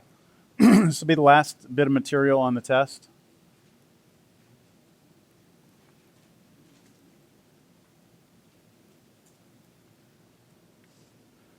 I think what we're going to do is we're going to touch the chain rule. We're not going to get real deep into chain rule.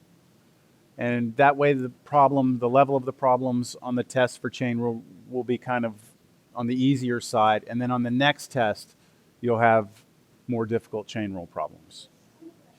I have no idea right now. No clue.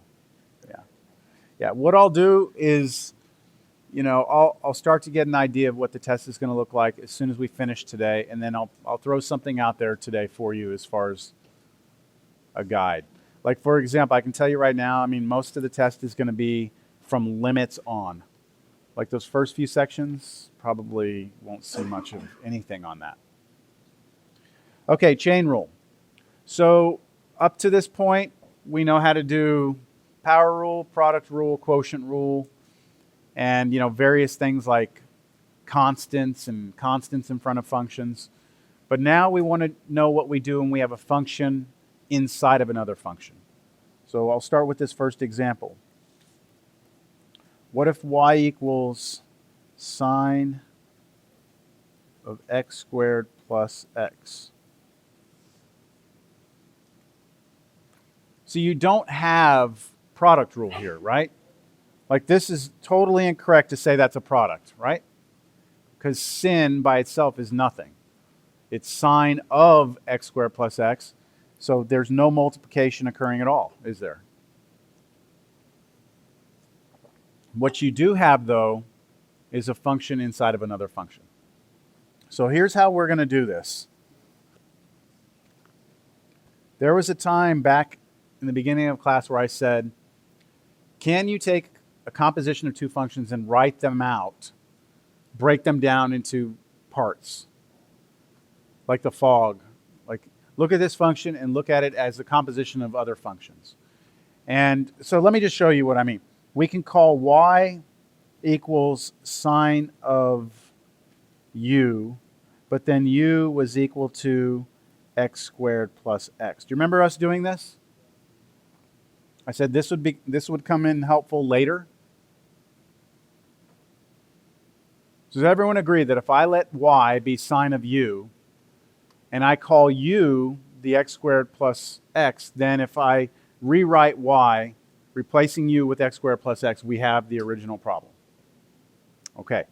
Next to this, I'm going to create a table out of this. I want to know what, now watch, this is the first time I'm going to do this. I'm going to change my notation from the Newton's prime notation to the Leibniz notation.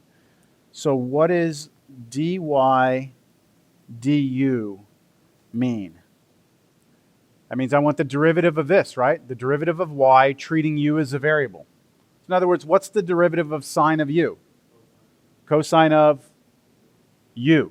Everyone agree with that? Cosine u. Okay, now below that, look at this equation here. The two variables I have are u and x, right? So u depends on x. I'll say du dx. What's the derivative of u treating x as your variable? 2x plus 1.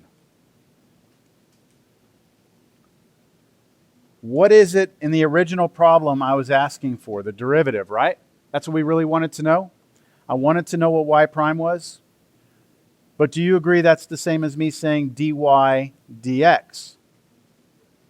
That's what I want. Now, I don't know what dy dx is right now. I know what dy du is, and I know what du dx is. But does it make sense that dy dx, which is what I want, that would be equal to dy du times du dx? Does it make sense to you that would be true? Why? Yeah, it's like the du's would cancel each other out, wouldn't they? And you get dy dx. But what is dy du? What was that? So I'm not canceling anything, right? That was just cosine u times what was du dx? 2x plus 1. Now I'll put it in parentheses, right?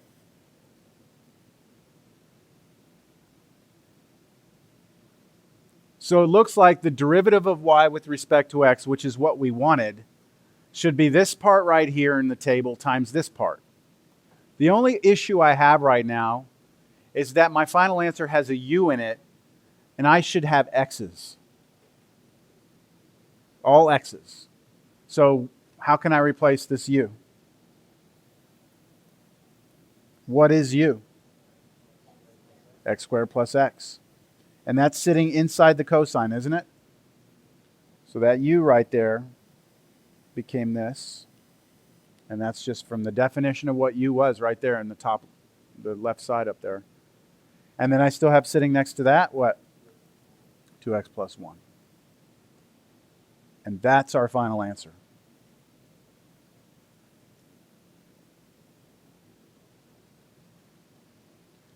So the way that I did this problem in summary is I took the original problem. I realized it wasn't a product, wasn't a quotient, that it was a composition.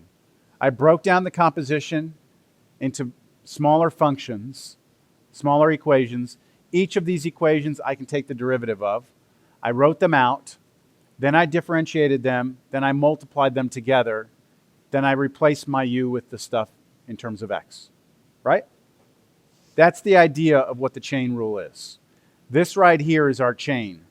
This right here. That's the chain. So let me give you another example.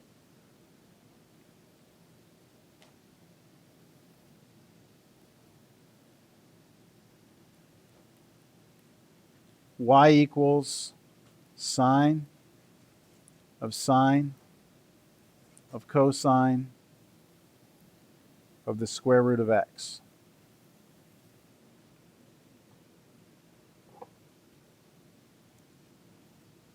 Do we have any multiplication here?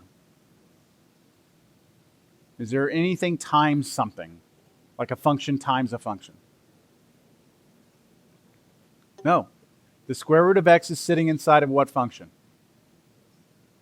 Cosine. That's sitting inside of sine, which is sitting inside of another sine. So let me try and write this out. My y is equal to what? Sine of something, right? U? So I'm saying this is my sine right here. This is my sine. My u is all this crap. There's my u, right? My y is sine of something. Now what's u? U is sine of cosine of square root of x, but I can look at cosine of square root of x as something else, right? So let's call it v. And my v's look like r's, sorry. So now I'm talking about, it's kind of weird here, the sine here is actually this sine right there, isn't it? And my v, I'm going to start running out of colors, is actually everything in there, right? Okay, what's my v though? My v is cosine of square root of x, but square root of x is a different function. So I'm not going to say cosine of square root of x, I'm going to say cosine of w. But then what's w? Square root of x. Y'all see, we did this in the past, but do y'all see how that broke down? Now, what you want is for every single one of your equations to be something you know how to take the derivative of. So that's why I did not write, like in this step right here, I did not write cosine of square root of x because I don't know the derivative of that because it's not a product. It's a chain rule. So that's why I didn't do that. That's why I put w. So now I'm going to set my table up.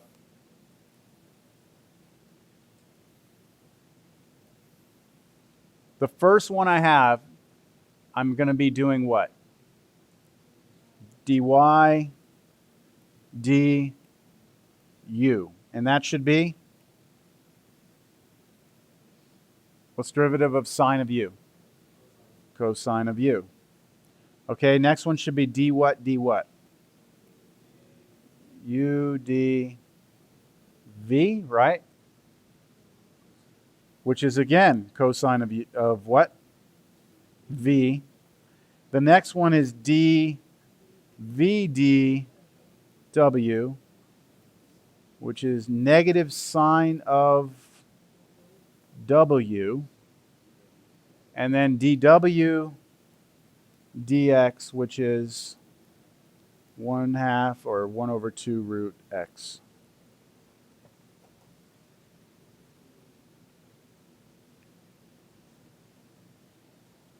So now to get to the answer. The answer that I want, right, y prime, is equal to dy dx.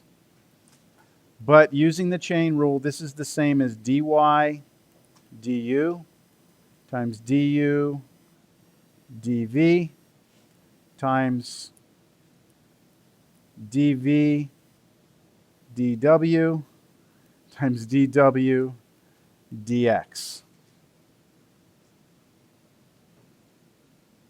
And then that means you just multiply those all together again, right? So all I'm really doing at the end of the day is I'm taking this right side of the column, this right column here, and I'm multiplying all those answers together. Cosine u times cosine v times negative sine w times 1/2 root x. So I'm going to write that down over here. Y prime equals cosine, what was it? U times cosine v times, in parentheses, negative sine w times 1/2 root x. Questions? Questions?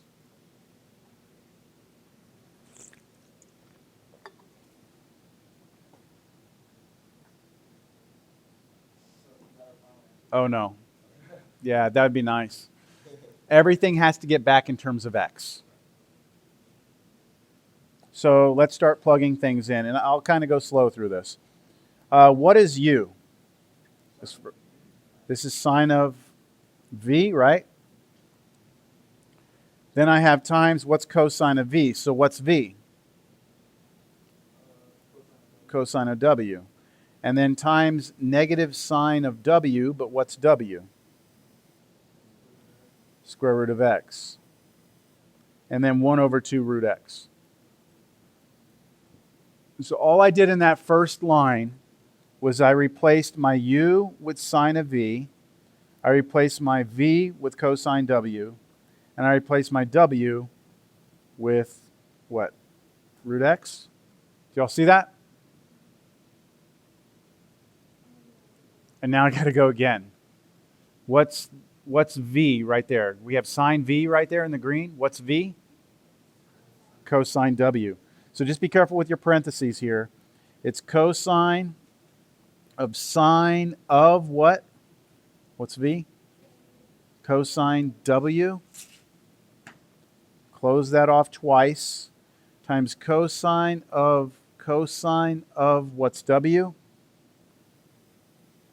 Square root of x. Close that off, close it off. Times negative sine of root x. I don't need to do anything there.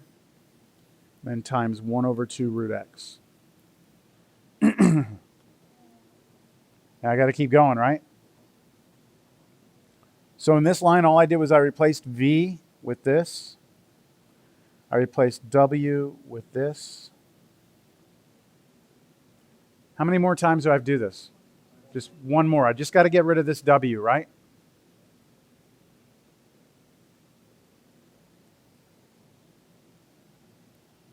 So I have cosine of sine of cosine of root x, close, close, close, times cosine of root x, close, close, times negative sine of root x, close, close, times 1 over 2 root x. And that's it. We're there. It's disgusting? Is that what you said? Yeah.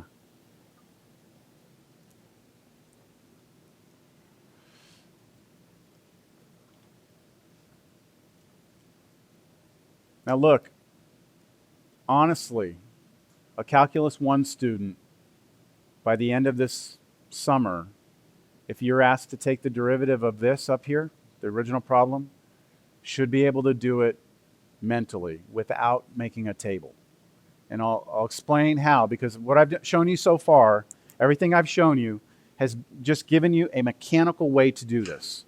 But there is another way that I think is much easier, but in all my years of teaching, people either see it or don't. So I don't want to give you just one method.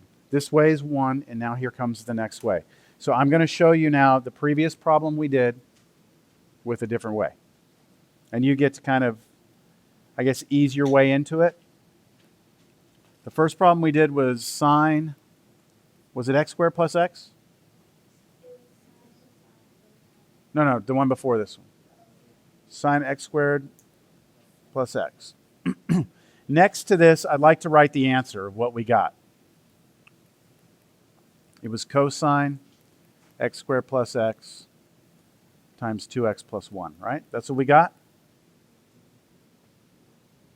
Yes? Okay, now, that's where we're headed. Let's see if I can get to that red answer by doing this a different way. Look at your y equals on the left side. If you were the x value, right? If you are x, this is like an onion. What's the last thing that happens to you? The last thing.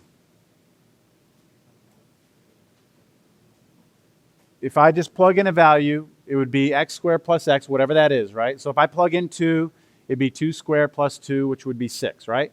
Then what? Sine of that, right? And that would be it, right?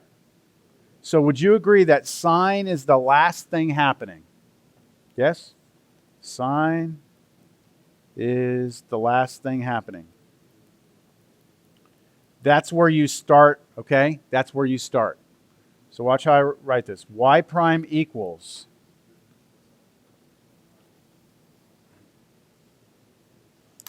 I don't know how to do this other than to get up on the board, but sine's the last thing, right?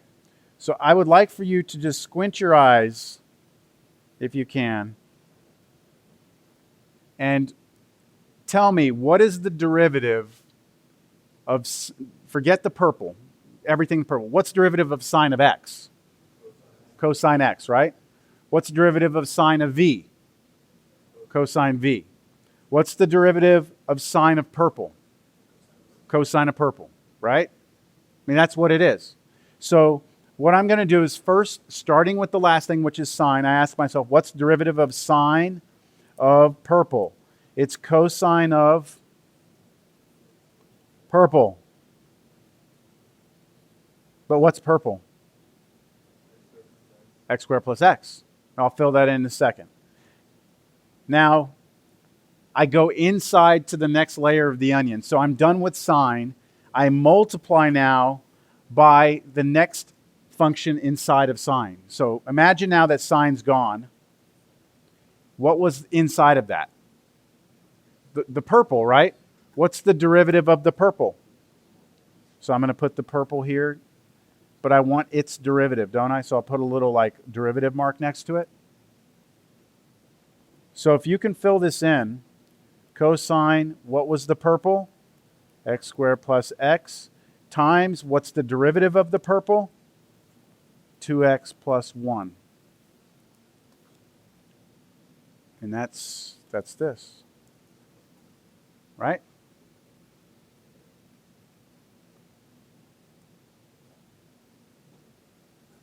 Let's do another one. The one we just did, the cosine of sine of, we'll do that one in a minute. Let me kind of baby step you into that. How about, as an example, y is equal to tangent cubed x squared plus 1. I want to find y prime. Now you could do this the way I showed you a little while ago, making a table and doing your d whatever, multiplying them all together, plugging back in. But let's see if we can't get this by doing a shorter way. Y prime equals.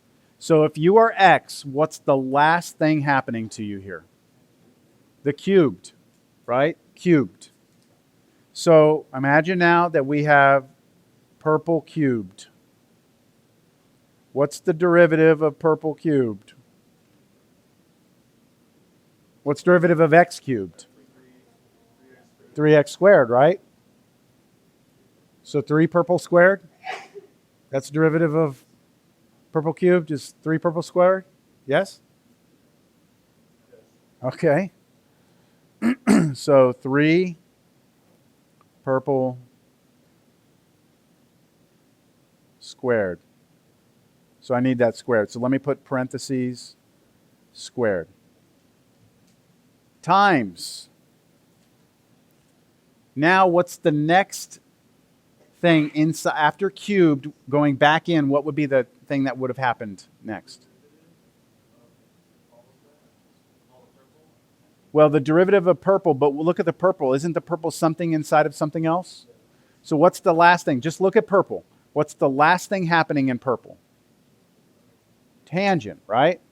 So you have tangent of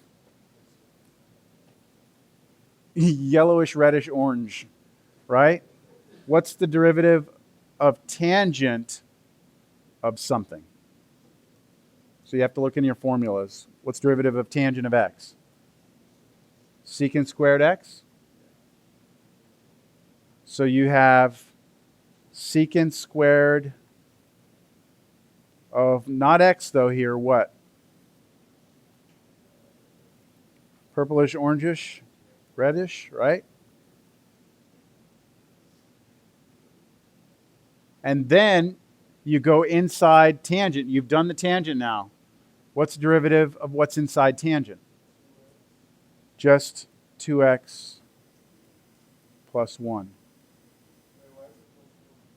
I don't know why I put 2x plus 1. It's just 2x. Thank you. So what should I fill in with the purple here? What goes here? No, we already took derivative. Tangent, x squared plus 1. And then what was the red? Square plus 1. Man, you can't see that very well. I'm just going to write it below.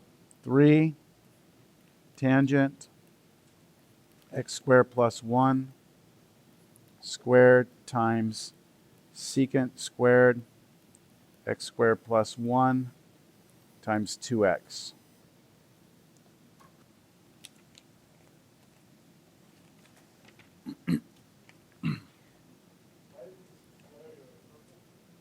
Why did we? Where? Oh, okay. Because the derivative of the last thing happening was the tangent was being cubed, right? So derivative of something cubed is 3 times that something squared. Now, I think because I have done this so many times on a board, being able to be up there, and these colors are kind of funky, I think I'll actually get up on the board for once. I'll go up there and I'll write.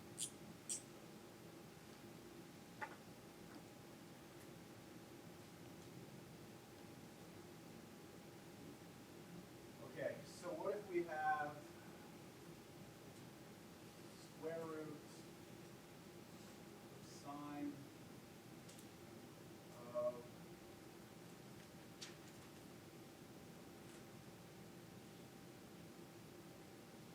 say x plus x.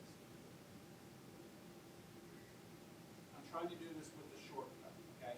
I can make a table and do all that, but the shortest way. So I like this a little better in the colors because I can come here and put my arm over things. What's the last thing happening? Square root, right? So I ask myself, what's the derivative, right? What is the derivative of the square root of something? My arm.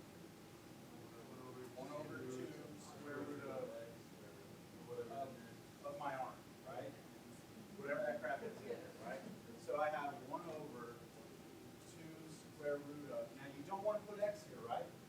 The derivative of the square root of x is 1 over 2 root x. But the derivative of the square root of junk is 1 over 2 square root of junk, right? So here's my, what? Junk is sine x plus x cubed. So I have finished looking at the square root. Okay? So next step in chain rules say times, and I forget the square roots there anymore. And I say, all right, what's the last thing happening now? Sine. What's the derivative of sine of my hand? Cosine of my hand, right? So times cosine of my hand was x plus x cubed, right? Now I'm done with sine. So I go into the next one. I say times the derivative of what's there. 1 plus 3x squared.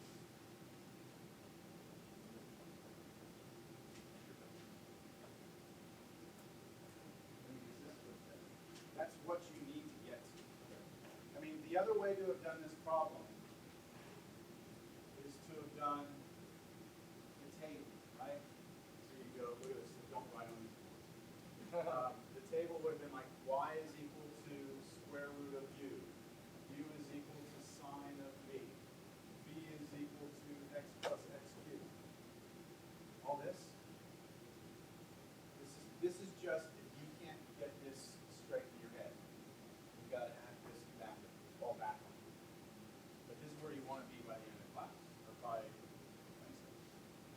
Really like to be here. But realistically,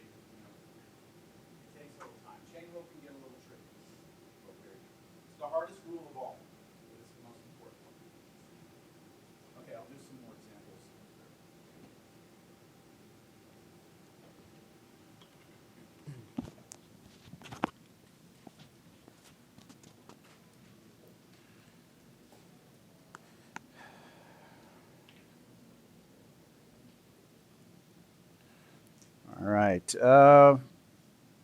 Here's one.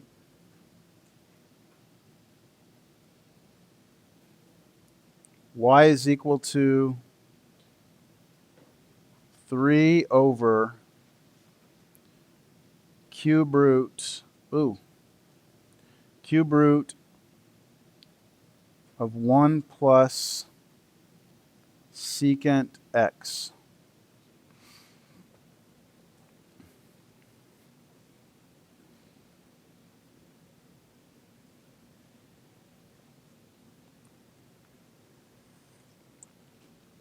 There are several ways to do this problem.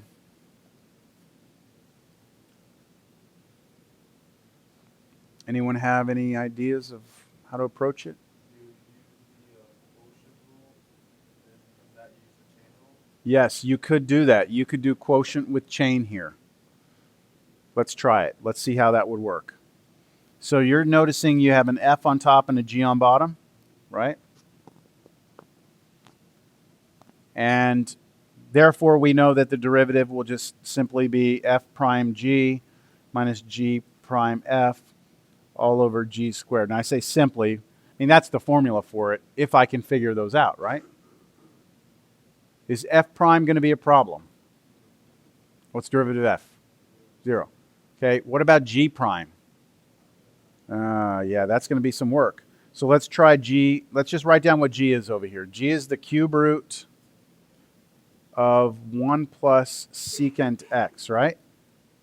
That's what g is. I need to know what g prime is. That's what type of rule happening here? Is that product, quotient, chain? What is this? It's chain. It's function inside of a function, right? So what's the last thing happening there? The cube root, right? Well, do you know what the derivative of the cube root of something is? I know that you know what the derivative of the square root is. But what about cube root? So maybe I'll rewrite this to help. What is cube root the same as? Raising to what power? 1/3. So take your 1/3 out. It's like a power rule. 1/3 comes out in front. The junk to what power?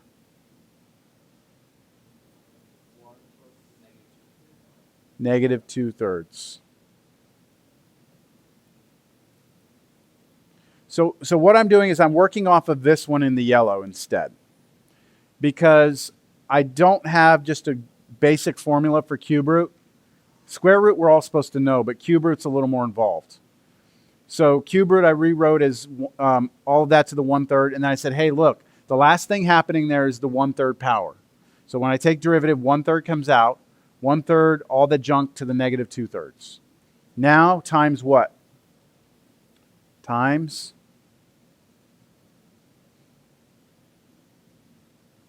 we've done the 1/3, right? Times derivative of what's in here. What's the derivative of 1 plus something? Well, that's just each one, right? Derivative of 1 is 0. Plus, what's derivative of secant x? Secant x, tangent x. Oh,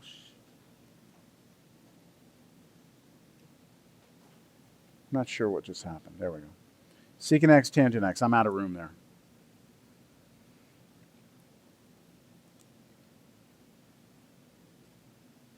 Am I done with chain rule there? I started with the 1/3. I took care of that, right? Then after that, I multiplied times the derivative of what was inside, and that's right here. But I've done it because I did the derivative of 1 plus secant x all at one time. Because there were two terms, right? I did them each individually. So I've already taken derivative of secant. So I'm done. I have g prime. So now I should be able to come back here and rewrite everything. F prime we said was 0 times g, which is the cube root of all this crap right here, minus my g prime is just a mess. 1/3 1 plus secant x to the negative 2/3 times secant x tangent x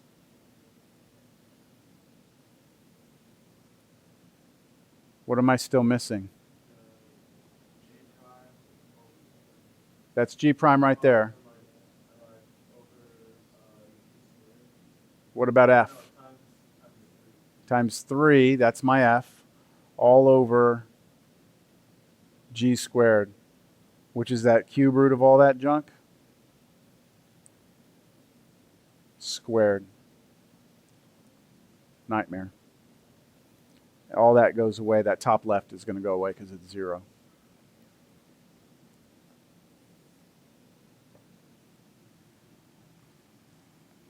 Now, I don't want to push us too far over the edge here today with chain rule because I could. And I'm like I said, I want to reserve the harder stuff for next test for the chain rule. So let's just try and keep ourselves, I think this is probably pushing a little too hard right now today. Try something like this. I just want you to be able to demonstrate some basic knowledge of chain rule. X to the 7th, x to the 6th, x to the 5th, all to the 1,241st power. What this is to get us to see is just an appreciation of what the chain rule allows us to do. You could, if you had enough time, take x to 7 plus x to 6 plus x to the 5th and multiply it times itself 1,241 times, side by side, right? If you had enough time, you could do it. Who would want to, right?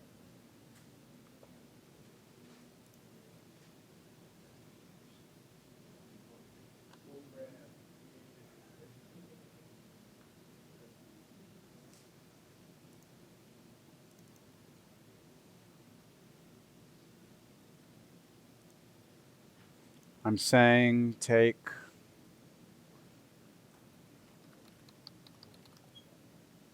what was it? X to the 7th plus x to the 6th plus x to the 5th, right? And raise it to the n. And then n started at 1 to 1,241, step size 1. And I forgot to say expand, so hold on. Expand.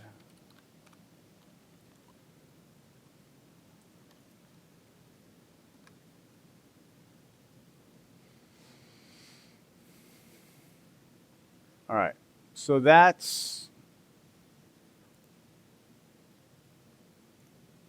x to the 7th plus x to the 5th, 6 plus x to the 5th to the first power, all right? So if I square it, that's it. And you could then, after you square it, you could differentiate each one, right? You get what? 10x to the 9th, 22x to the 10th, 36, right? X to the 11th. Like you could differentiate if you could multiply it out. But I'm saying to expand it to the 1,247. So, you know.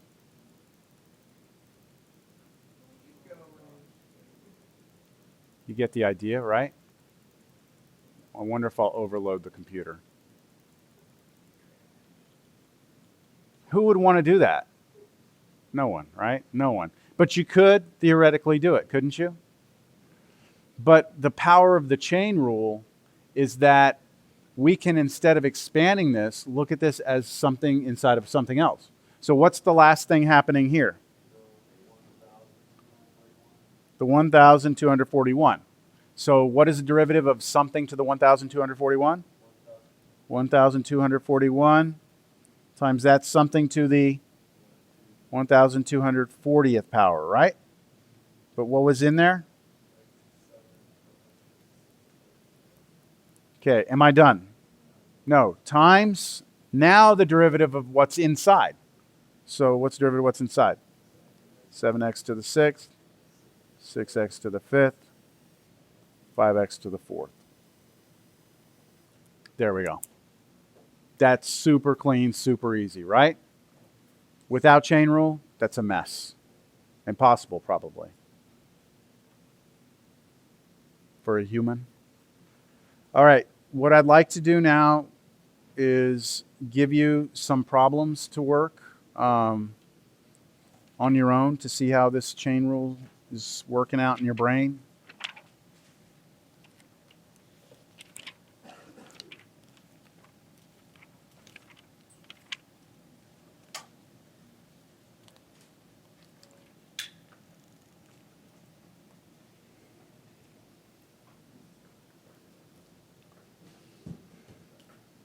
So you try these. All of these, just find y prime, don't simplify, all right? And just choose what you think is best.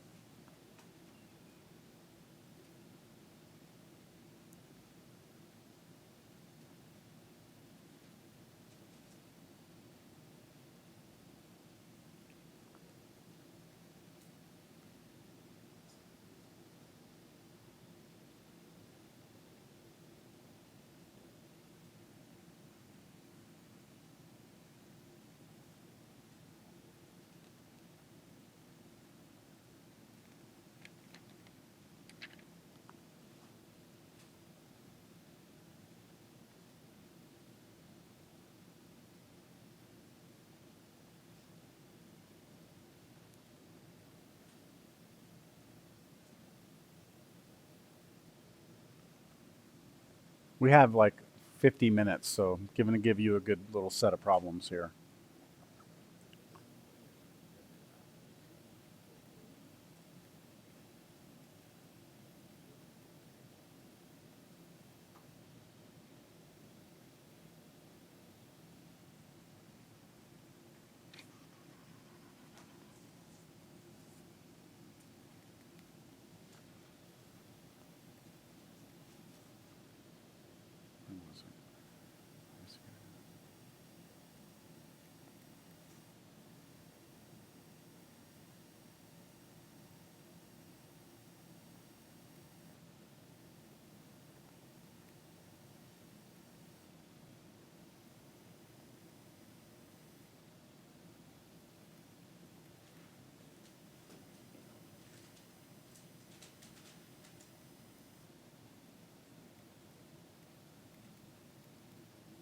Right, there you go. There's 8 problems.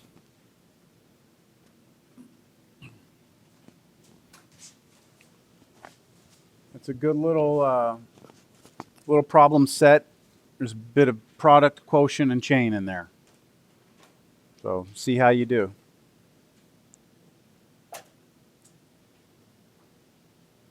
What do you say next class? We'll say the first hour will be question answer session. You think that's enough time? An hour?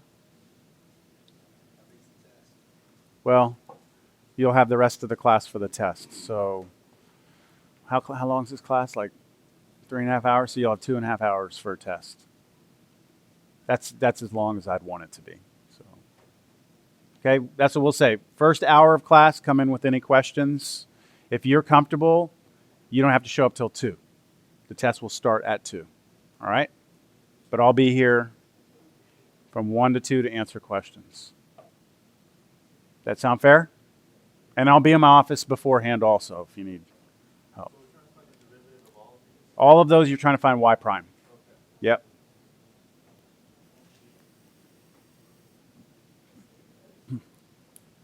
Check your email, tonight. I might give you a little more, guidance as to what to study. Yeah, tonight I will. Okay.